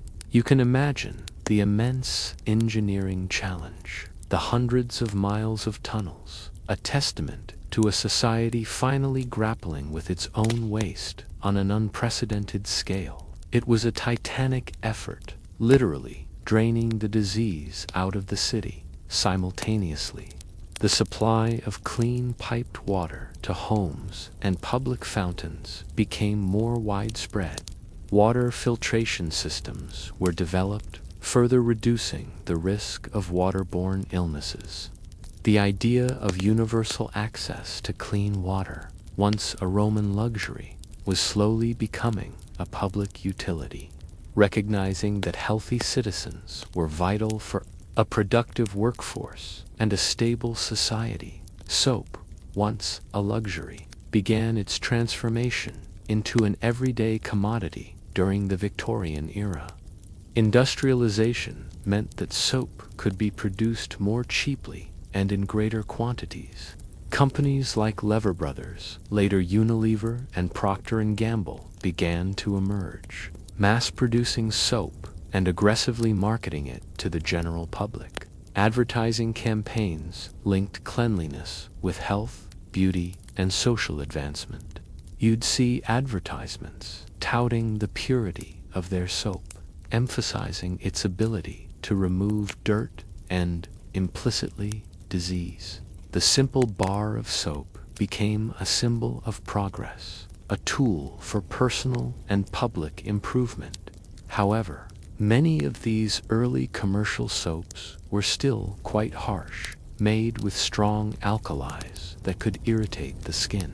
They were effective at cleaning, but not always pleasant to use for delicate complexions. The development of milder, more refined soaps would come later. The push for domestic hygiene also intensified. Middle-class Victorian women, now with more leisure time and the availability of commercial products, became the angels of the house, responsible for maintaining a spotless home environment. You'd find domestic manuals filled with instructions on cleaning, airing out rooms, and maintaining household purity. This focus on the home as a sanctuary from the outside world and as a bastion of cleanliness was a significant cultural trend. Imagine the endless scrubbing, polishing, and airing out. all driven by a desire for order and a fear of dirt in all its forms, both visible and invisible. Yet, this domestic ideal often contrasted sharply with the realities of urban life. The widespread use of coal for heating and industry meant that houses, even clean ones, were constantly being coated in a fine layer of soot. The pervasive smell of coal smoke, mixed with the lingering odors of the street, would have been a constant backdrop to Victorian life. You might have a sparkling, clean parlor, but the outside world was still a battleground against grime. The Victorian period also saw the establishment of formal nursing as a profession, largely thanks to figures like Florence Nightingale. After witnessing the horrific sanitary conditions in military hospitals during the Crimean War, Nightingale became a passionate advocate for cleanliness and hygiene in medical settings. Her emphasis on clean wards, fresh air, and proper sanitation dramatically reduced mortality rates. This was a direct application of principles that resonated with and were later supported by germ theory. You can picture Nightingale, lamp in hand, meticulously ensuring cleanliness in her hospital, a true pioneer linking hygiene directly to patient survival. In essence, the Victorian era was a bridge between the old and the new. It was a time when the moralistic view of cleanliness coexisted, sometimes uneasily, with the burgeoning scientific understanding of germs. The outward show of respectability often masked underlying squalor, particularly for the poor. But it was also a period of monumental public health reforms, driven by a growing awareness that societal well-being depended not just on individual virtue, but on systemic improvements in sanitation, water supply, and the widespread adoption of personal hygiene practices. You've seen a society grappling with the consequences of its own rapid growth, slowly, painfully, learning the true meaning of cleanliness. You've just navigated the complex, often contradictory world of Victorian hygiene, where moral virtue and burgeoning science danced an uneasy tango amidst urban squalor. Now, as the 19th century draws to a close and the dawn of the 20th century approaches, signaling a new day over Bobo de Lasso, where it's currently 10 p.m. on a Saturday, you're about to witness a pivotal transformation: the rise of the mass-produced soap bar.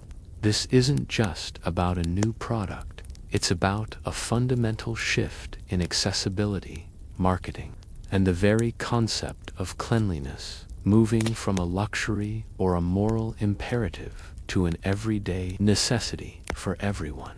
Imagine yourself at the turn of the 20th century. The scientific revelations of Pasteur and Lister are slowly but surely permeating society. People are beginning to understand, intellectually if not instinctively, that germs exist and that washing helps to prevent disease. This newfound scientific backing provides a powerful impetus for widespread personal hygiene. But how do you get millions of people, many of them poor and living in increasingly dense urban environments, to adopt regular washing habits? The answer, in large part, lay in industrial production and clever marketing. The history of soap had been a slow evolution from accidental Ashland fat mixtures to artisanal, expensive blocks. Now, with advancements in chemistry and manufacturing, the stage was set for an industrial boom. The development of new processes for extracting oils and fats, and for producing soda ash, a key ingredient in lye, essential for saponification, more cheaply and in larger quantities, brought down the cost of soap production dramatically. This was a mainstream historical fact. Industrialization made soap affordable for the masses. Suddenly, what was once a luxury item became accessible to almost everyone. Companies that had started modestly, like Lever Brothers, founded by William Hesketh Lever, who later created the iconic Sunlight soap in England, and Procter & Gamble, in the United States, began to scale up production. They invested heavily in factories, turning out soap in unprecedented volumes. You can almost hear the hum of machinery, the rhythmic thud of presses shaping the bars, and the scent of newly made soap wafting through the factory air. It was efficiency on a grand scale, driven by the promise of profit and the growing demand for cleanliness. But simply producing cheap soap wasn't enough. People needed to be convinced to buy and use it regularly. This is where the power of advertising truly came into its own. Early 20th century soap advertisements were relentless and persuasive, skillfully tapping into the prevailing anxieties and aspirations of the time. You'd see ads featuring rosy-cheeked, healthy children, suggesting that using a particular brand of soap was essential for their well-being.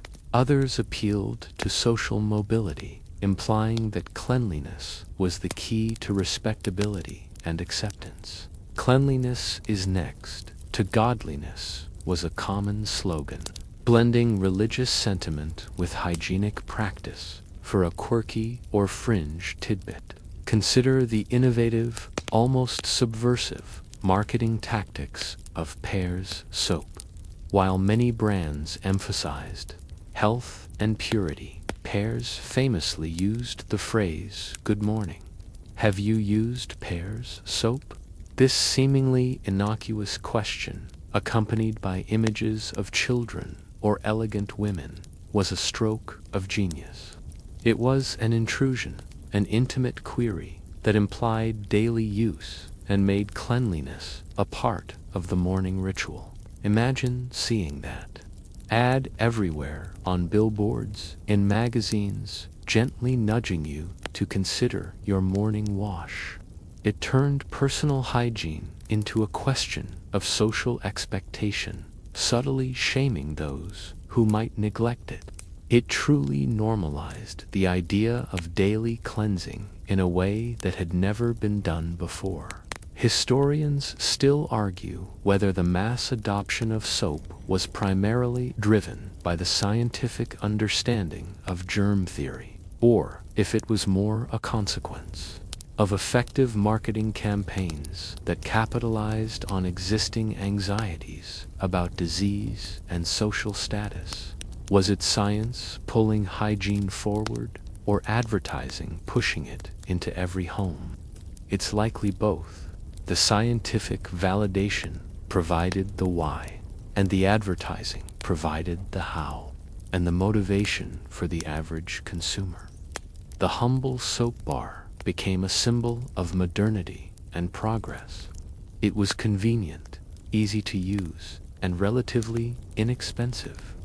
No longer did you need to prepare your own lye or scrape yourself with a spatula. You simply unwrapped a bar and lathered up. This simplification of the cleansing process was crucial for its widespread adoption. You can imagine the relief of a working-class family, no longer needing to spend precious time and resources on laborious cleaning methods, now able to achieve a basic level of hygiene with a simple bar of soap. The impact extended beyond personal washing. Soap was also mass-produced for laundry and household cleaning. This meant that clothes could be washed more frequently and effectively, and homes could be kept cleaner. The visual and olfactory landscapes of cities slowly began to change. While still far from pristine, the pervasive stench of the industrial age slowly began to recede as more people and more clothes became cleaner. you'd notice the subtle difference in the air. A faint freshness where once there was only acrid grime. The early 20th century also saw the rise of the cleanliness crusade as a public health initiative. Governments and philanthropic organizations, now armed with the knowledge of germ theory, actively promoted hygiene education. School children were taught about the importance of hand washing. Posters illustrated the dangers of flies, which were understood to carry germs and public health. Nurses visited homes, offering advice on sanitation. These efforts were a mainstream historical fact, representing a concerted societal push towards a healthier populace. You might remember similar campaigns from your own childhood, perhaps a kindly school nurse demonstrating proper hand technique. However, the transition wasn't without its challenges. Access to clean running water, while improving, was still not universal, especially in rural areas or the poorest urban districts. The effectiveness of soap was also still tied to the availability of clean water for rinsing. And despite the scientific consensus, old habits and beliefs died hard. Some people remained skeptical. Others simply couldn't afford the luxury of frequent washing, even if soap was cheaper. The evolution of soap itself also continued. Chemists worked to develop milder formulations, leading to less irritating soaps that were more pleasant for skin. The introduction of synthetic detergents would come later, further expanding the variety and efficacy of cleaning agents. But the simple soap bar remained the backbone of personal hygiene for decades. So, as you step out of this transformative period, you carry with you the tangible evidence of a revolution. The widespread availability of the mass-produced soap bar, coupled with an emerging scientific understanding of germs and aggressive marketing, fundamentally reshaped daily life. It moved cleanliness from the realm of the elite and the superstitious to the everyday lives of millions, laying the foundation for the hygienic standards you take for granted today. You've witnessed the moment when cleanliness became truly democratic, a powerful tool in the ongoing battle against disease, and a symbol of a society striving for a healthier, more modern future. You've just witnessed the democratization of soap, making cleanliness accessible to the masses. Now, as the 20th century truly takes hold, and the industrial hum of progress resonates even here in Bobo-Dioulasso, where it's now 10:01 p.m. on a Saturday, you're about to meet the unsung heroes of public health, the pioneers who campaigned tirelessly for widespread sanitation, clean water, and the systematic reforms that transformed urban living and laid the bedrock for modern public health as you know it. These weren't just scientists in laboratories. They were social reformers, engineers, nurses, and politicians who literally cleaned up the world. Imagine yourself in a rapidly industrializing city in the late 19th or early 20th century, while germ theory was established and soap was becoming plentiful. The practical implementation of hygiene on a grand scale was still a monumental challenge. It wasn't enough to tell people to wash their hands if they didn't have access to clean water. It wasn't enough to understand germs if raw sewage still flowed in the streets. This is where the public health pioneers stepped in, moving from individual cleanliness to systemic, societal-level interventions. One mainstream historical fact that encapsulates this era is the widespread construction of modern urban water filtration and sewage treatment plants. This was no small feat. it involved massive public works projects, significant engineering challenges, and unprecedented levels of municipal investment. Figures like Sir Joseph Bazalgette, the chief engineer of London's Metropolitan Board of Works, whose colossal sewer system we briefly touched upon, are true heroes in this narrative. His work, completed in the 1860s, transformed London from a disease-ridden city. The Great Stink of 1858 was a particularly pungent catalyst into one with a functioning, life-saving sanitation system. You can imagine the sheer scale of the digging, the bricklaying, the intricate planning required to build miles of underground tunnels that would carry away the city's waste. A true, invisible marvel that literally saved millions of lives. These were often battles against entrenched interests, political apathy, and a lack of public understanding. The idea that a city government should be responsible for providing clean water and managing waste was revolutionary. For a quirky or fringe tidbit, consider the initial resistance to funding these massive projects. Many property owners and politicians balked at the immense cost and the necessary tax increases. Some argued that it was an individual's responsibility to manage their own waste, or that such public works were an unnecessary intrusion into private life.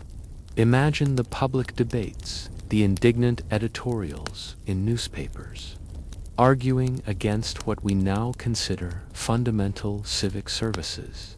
It's a vivid reminder that even seemingly obvious advancements face significant hurdles, and that the fight for public health often begins as a political struggle rather than a scientific consensus. Historians still argue whether the driving force behind these public health reforms was primarily humanitarian concern for the poor, or pragmatic self-interest on the part of the wealthy who feared disease spreading from the slums to their own neighborhoods. Was it altruism or fear that motivated these massive societal changes? The truth is likely a potent mixture of both, with humanitarian impulses providing the moral imperative and the stark reality of epidemics, providing the undeniable economic and social threat that forced action. The role of public health nurses and social workers was also critical. They acted as the frontline educators, bringing the message of hygiene directly into homes and communities, particularly in impoverished areas. You'd see these dedicated individuals, often women, venturing into crowded tenements, teaching mothers about boiling water, proper food storage, and the importance of hand washing for their children. They were translating abstract, scientific principles into practical, everyday advice, literally changing habits one household at a time. Their work was less about grand engineering and more about the painstaking, personal effort of behavior change, a slow but steady chipping away at generations of ingrained practices. Beyond sanitation, other public health initiatives gained momentum. The pasteurization of milk, for instance, a direct application of Pasteur's work, became a mainstream historical fact in many cities, dramatically reducing cases of bovine tuberculosis and other milk-borne diseases, especially among children. You'd see campaigns advocating for boiled or pasteurized milk, changing deeply rooted dietary habits. The establishment of public health departments, with powers to enforce regulations on food safety, housing standards, and sanitation, also marked a significant institutional shift. The early 20th century also saw campaigns against common vectors of disease. The Swat the Fly campaigns are a memorable example. With the understanding that flies could carry germs from unsanitary areas to food, public health authorities launched initiatives encouraging citizens to eliminate flies. You might see posters illustrating a giant, menacing fly-carrying disease, urging people to keep their homes clean and to use fly swatters. It seems quaint now, but at the time, it was a practical application of germ theory, targeting a visible carrier of disease. The development of better housing standards, while slow and imperfect, was also part of this broader public health movement.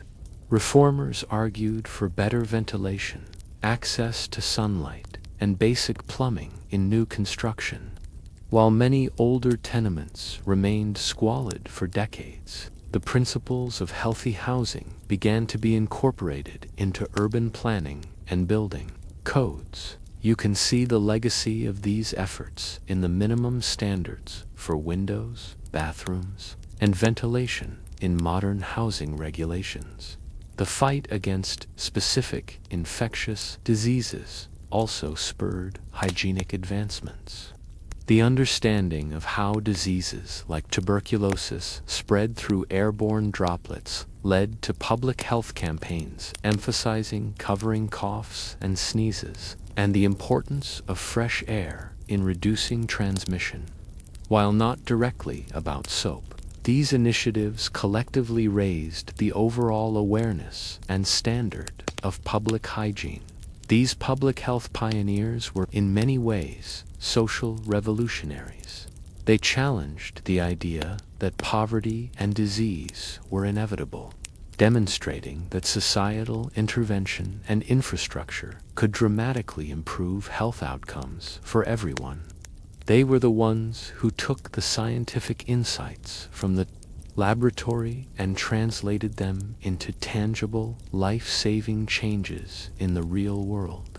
You can trace a direct line from their efforts to the clean water that flows from your tap, the effective waste disposal systems that whisk away your refuse, and the food safety standards that protect your health every day. Their work wasn't glamorous. It was often about fighting political battles, securing funding, and painstakingly educating a skeptical public. But their legacy is profound. They built the invisible scaffolding of modern public health, transforming cities from death traps into relatively safe environments. You've seen how abstract scientific theories translate into concrete action, how the tireless efforts of a few dedicated individuals can fundamentally reshape the lives of millions, ensuring that the invisible battle against microbes is fought, not just in your home, but across entire urban landscapes. You've just witnessed the monumental efforts of public health pioneers who literally engineered cleanliness into cities, transforming them from disease-ridden havens for microbes into increasingly safer places to live. Now, as the 20th century progresses and the sun sets over Bobo-Dioulasso, where it's 10:02 p.m. on a Saturday, you're about to explore the continuation of this journey into what we consider modern cleanliness and the persistent, evolving challenges that still face us in ensuring hygiene for all, globally. Imagine yourself in the mid-20th century. The two world wars, ironically, spurred further advancements in hygiene and sanitation, particularly in military contexts, with lessons then migrating to civilian life. The post-war boom brought greater prosperity to many Western nations, leading to widespread access to technologies that had once been luxuries. Indoor plumbing, hot running water, and private bathrooms became standard in newly built homes. The notion of a daily shower or bath, once reserved for the elite or the sick, was rapidly becoming the norm. You're no longer dreaming of a communal Roman bath. You have your own personal sanctuary of cleanliness. This era saw the proliferation of an ever-expanding array of personal care products. Beyond the basic bar of soap, you now had specialized shampoos, shower gels, deodorants, toothpastes, and a myriad of cleaning supplies for your home. The marketing continued to emphasize health, beauty, and social acceptance, but with a new twist: convenience and specialization. You could buy soap for your face, soap for your hands, soap for your laundry, each promising specific benefits. This diversification was a mainstream historical fact, signaling a mature consumer market for hygiene products. You can recall the countless advertisements from your own childhood, each touting the unique benefits of their particular brand of bubble bath or toothpaste. For a quirky or fringe tidbit, consider the mid-20th century's fascination with germ-free environments and the rise of antiseptic advertising. While germ theory was accurate, some marketing took it to an extreme, promoting products that promised to kill 99.9% of germs with almost evangelical fervor. You'd see advertisements portraying microscopic monsters lurking on every surface, only to be vanquished by a powerful household cleaner or mouthwash. Imagine the subtle paranoia instilled by these campaigns, making you feel that every surface in your home was a battleground against unseen enemies. This overzealous emphasis, while effective in selling products, sometimes overshadowed a more balanced understanding of the beneficial microbes that also coexist with us. Historians still argue whether the increased emphasis on individual cleanliness in the 20th century truly led to a healthier society, or if it was more a byproduct of rising living standards and the availability of better infrastructure. Was it personal choices that drove public health improvements, or did public health improvements enable better personal choices? It's a classic chicken and egg scenario, demonstrating the complex interplay between individual behavior and systemic conditions. The advancements in chemistry led to the development of synthetic detergents, which began to compete with traditional soap, especially for laundry. These detergents performed better in hard water and were more versatile, leading to the creation of liquid soaps, dishwashing liquids, and a wider range of cleaning agents. You'd find your cleaning cupboard suddenly overflowing with specialized products for every imaginable surface and chore. This expanded choice further ingrained the habit of frequent and thorough cleaning. The concept of medical hygiene also evolved dramatically. Hospitals became meticulously clean environments, with strict protocols for sterilization of instruments, hand-washing routines for medical staff, and advanced infection control measures. Operating rooms transformed into sterile zones, vastly improving patient outcomes and making complex surgeries possible. You can appreciate the quiet confidence of a modern surgeon, knowing that their tools and environment are free from invisible threats, a far cry from the terrifying conditions of pre-Listerian surgery. However, despite these strides in developed nations, the challenge of basic hygiene and sanitation remained, and continues to remain, immense in many parts of the world. The disparities are stark. While you enjoy hot running water and flush toilets, billions of people still lack access to safe drinking water and adequate sanitation facilities. This global inequity is a critical, ongoing challenge.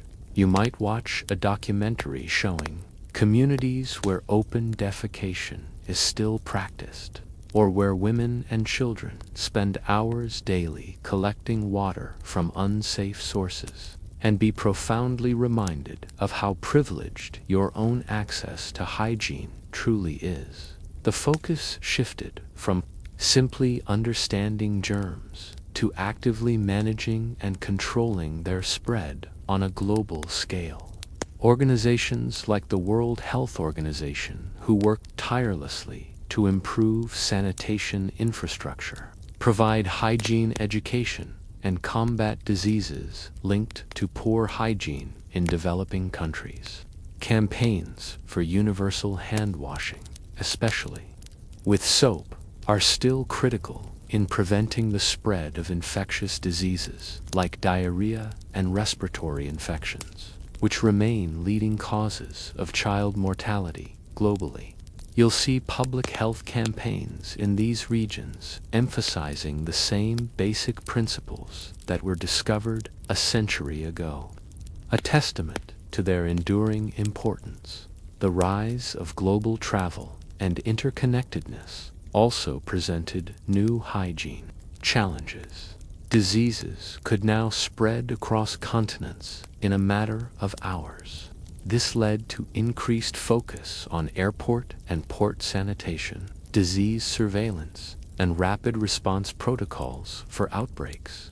The recent global pandemic served as a stark, mainstream historical fact, reminding everyone that even in the 21st century, basic hygiene measures like hand washing and social distancing remain vital tools in controlling the spread of highly infectious diseases. You lived through it, saw the emphasis on hand sanitizer and the frantic search for disinfectant wipes. It was a visceral reminder that the invisible battle is never truly over. So, as you move into the modern era, you find yourself in a world where cleanliness is largely taken for granted in many places, a testament to centuries of scientific discovery, engineering ingenuity, and social reform.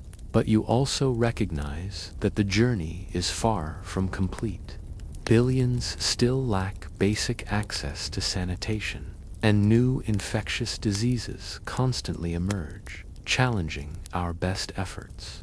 You've seen how hygiene has evolved from a matter of basic survival and spiritual ritual to a complex interplay of science, infrastructure, and global public health policy. The question is no longer just, are you clean, but is everyone clean? And how do we stay ahead of the next invisible threat? You've just explored the broad strokes of modern cleanliness and its global challenges, understanding how far we've come, yet how much further there is to go. Now, as the soft light of the evening in Bobo Dioulasso, where it's 10:04 p.m. on a Saturday, casts long shadows, let's zoom in, not on the soap or the sewers, but on the true protagonists and antagonists of our hygiene story, the unseen world of microbes. This is where the profound, intricate, and often surprising relationship between humans, bacteria, viruses, and fungi truly unfolds, reminding you that cleanliness is less about absolute eradication and more about a delicate balance. Imagine peering through a powerful microscope, much like Antony van Leeuwenhoek, but with the benefit of centuries of scientific advancement. What you see is a universe teeming with life, trillions upon trillions of microorganisms on your skin, in your gut, and all around you. This isn't just dirt. It's a complex, dynamic ecosystem. For most of history, humanity was blissfully ignorant of this microscopic world, only observing its effects: disease, fermentation, decay. Germ theory pulled back the veil, revealing that some of these invisible entities were indeed hostile, causing illness and death. The understanding that specific microbes cause specific diseases is a mainstream historical fact that fundamentally changed medicine and hygiene. For example, learning that Vibrio cholerae causes cholera, or Mycobacterium tuberculosis causes tuberculosis, allowed scientists and public health officials to develop targeted interventions, clean water, vaccines, antibiotics. You've benefited directly from this knowledge. Living in a world where many once deadly diseases are now preventable or treatable, all because someone figured out which invisible foe was responsible. It's like finding out the name and address of your archenemy after centuries of fighting blind for a quirky or fringe tidbit. Consider the burgeoning field of the human microbiome. For decades, the focus of hygiene was largely on killing germs, but now we understand that most microbes are not only harmless but essential for our health. You are, in fact, more microbial than human, with trillions of bacteria, fungi, and viruses living symbiotically within and on your body. Imagine that your gut flora alone weighs about as much as your brain. This friendly flora helps digest food, synthesize vitamins, and even train your immune system. Historians still argue whether our aggressive modern hygiene practices, particularly the overuse of antibacterial products and antibiotics, have inadvertently disrupted this delicate microbial balance, potentially contributing to the rise of allergies, autoimmune diseases, and antibiotic resistance. It's a fascinating and somewhat unsettling thought. Are we too clean for our own good? This leads to a more nuanced understanding of cleanliness. It's no longer just about killing every microbe. It's about discerning which ones are harmful and which are beneficial. You're trying to maintain a healthy ecosystem, not a sterile wasteland. This means understanding that not all bacteria are bad, and some exposure to environmental microbes is actually crucial for developing a robust immune system.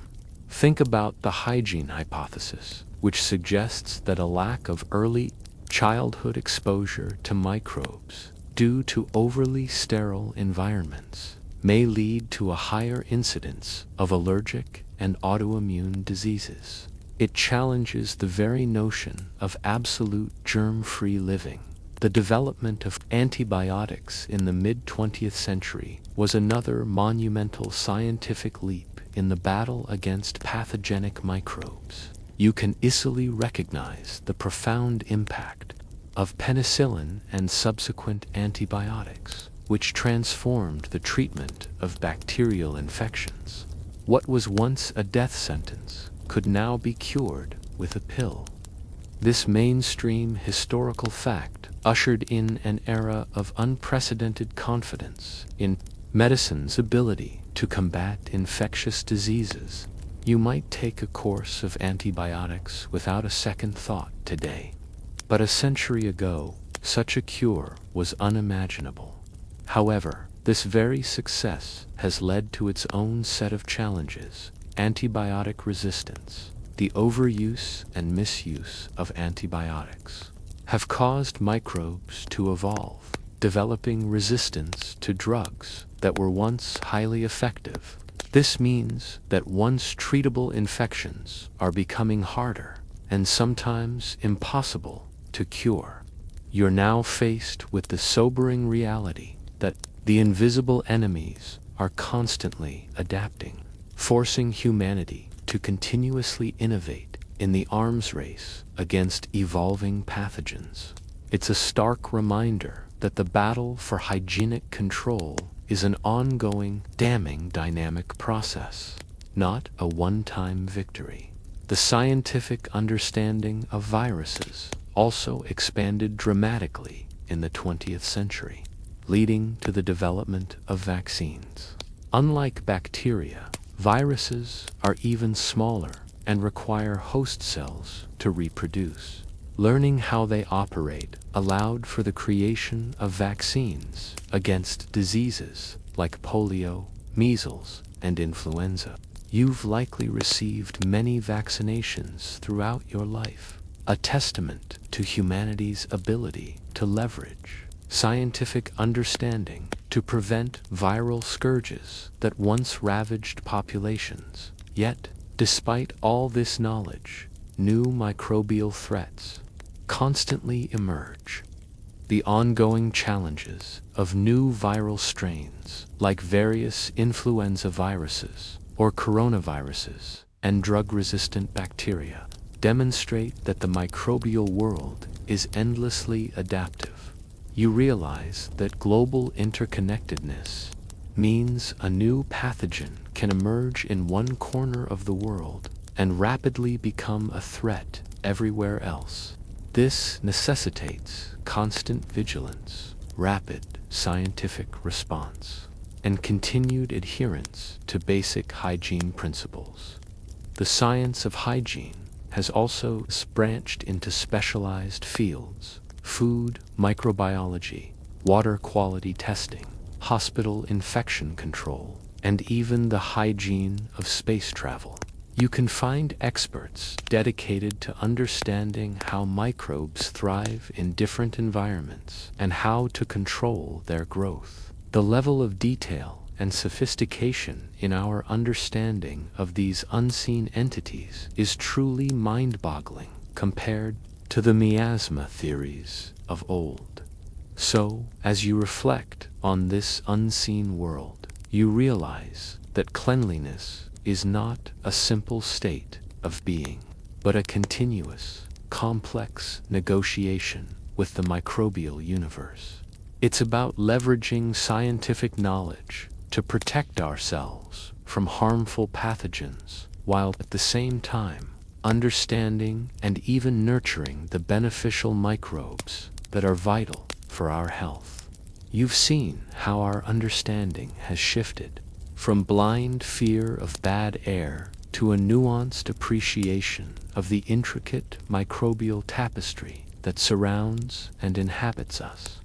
The quest for hygiene is not just about scrubbing surfaces.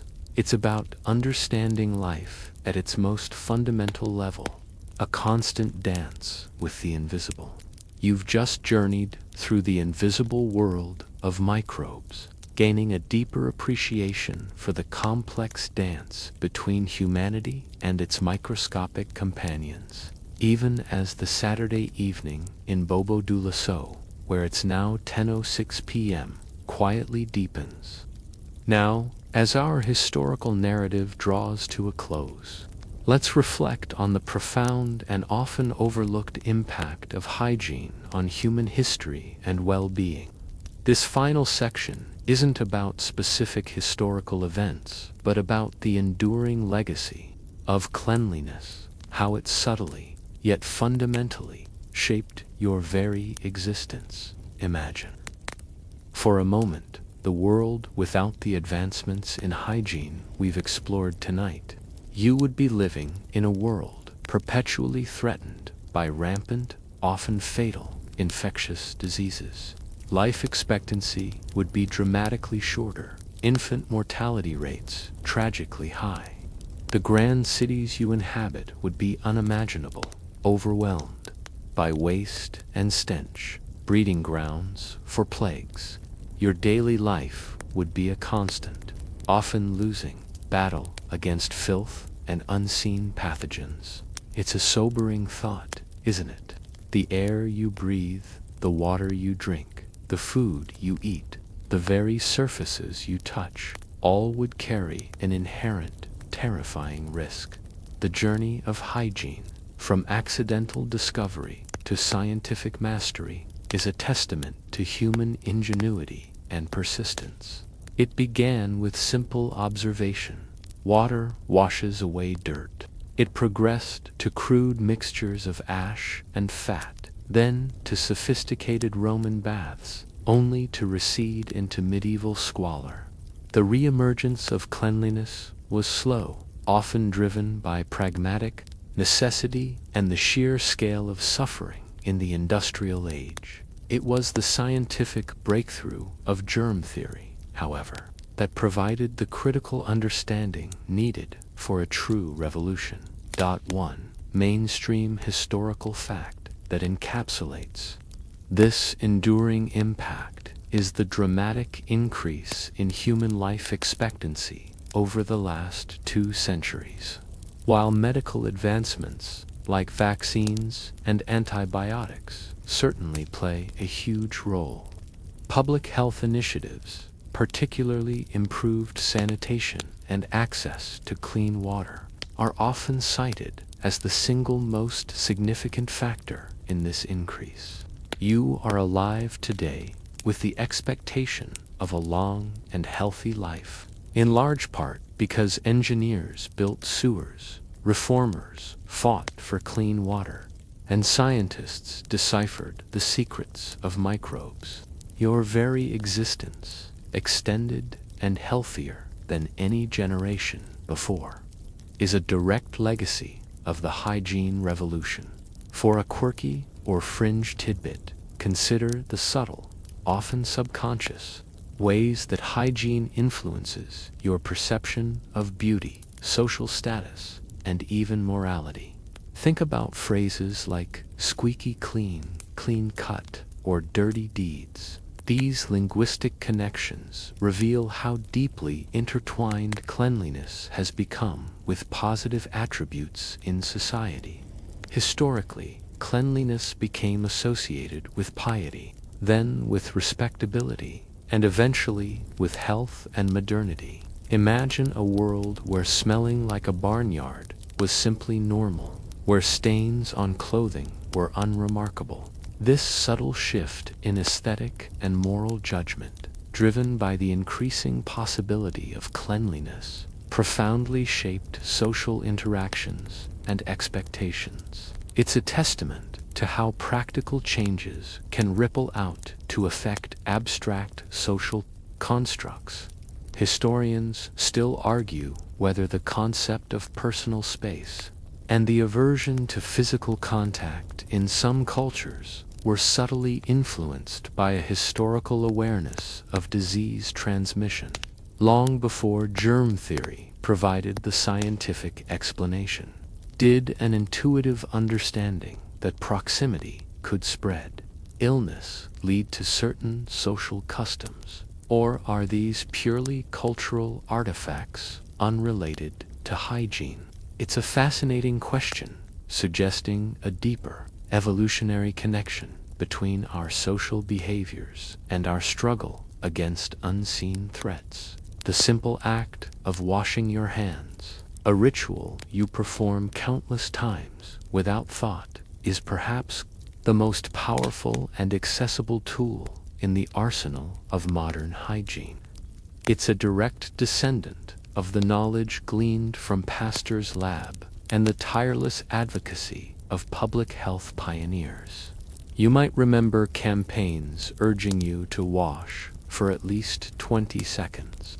The same message that public health nurses carried to tenements over a century ago.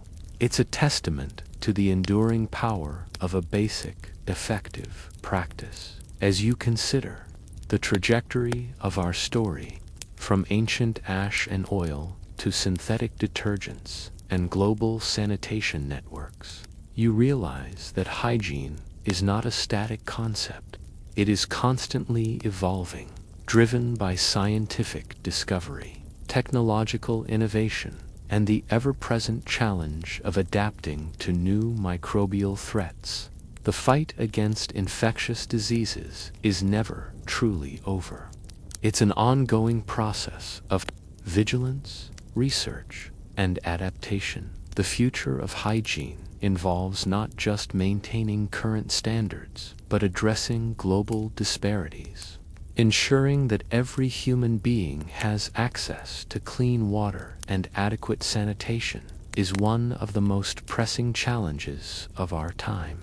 It means investing in infrastructure, promoting hygiene education, in every community, and finding sustainable solutions that work for diverse environments.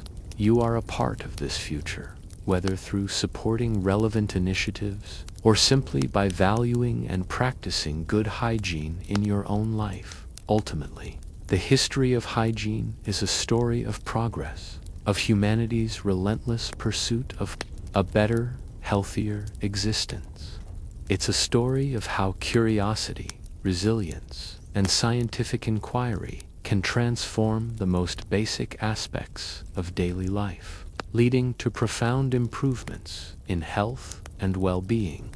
It's about the shift from living with filth to actively managing it, from fearing the unknown to understanding the invisible dot. So, as the last wisps of this historical journey fade, consider the silent revolution that has occurred, the countless lives saved, the suffering averted, all thanks to a deeper understanding of cleanliness.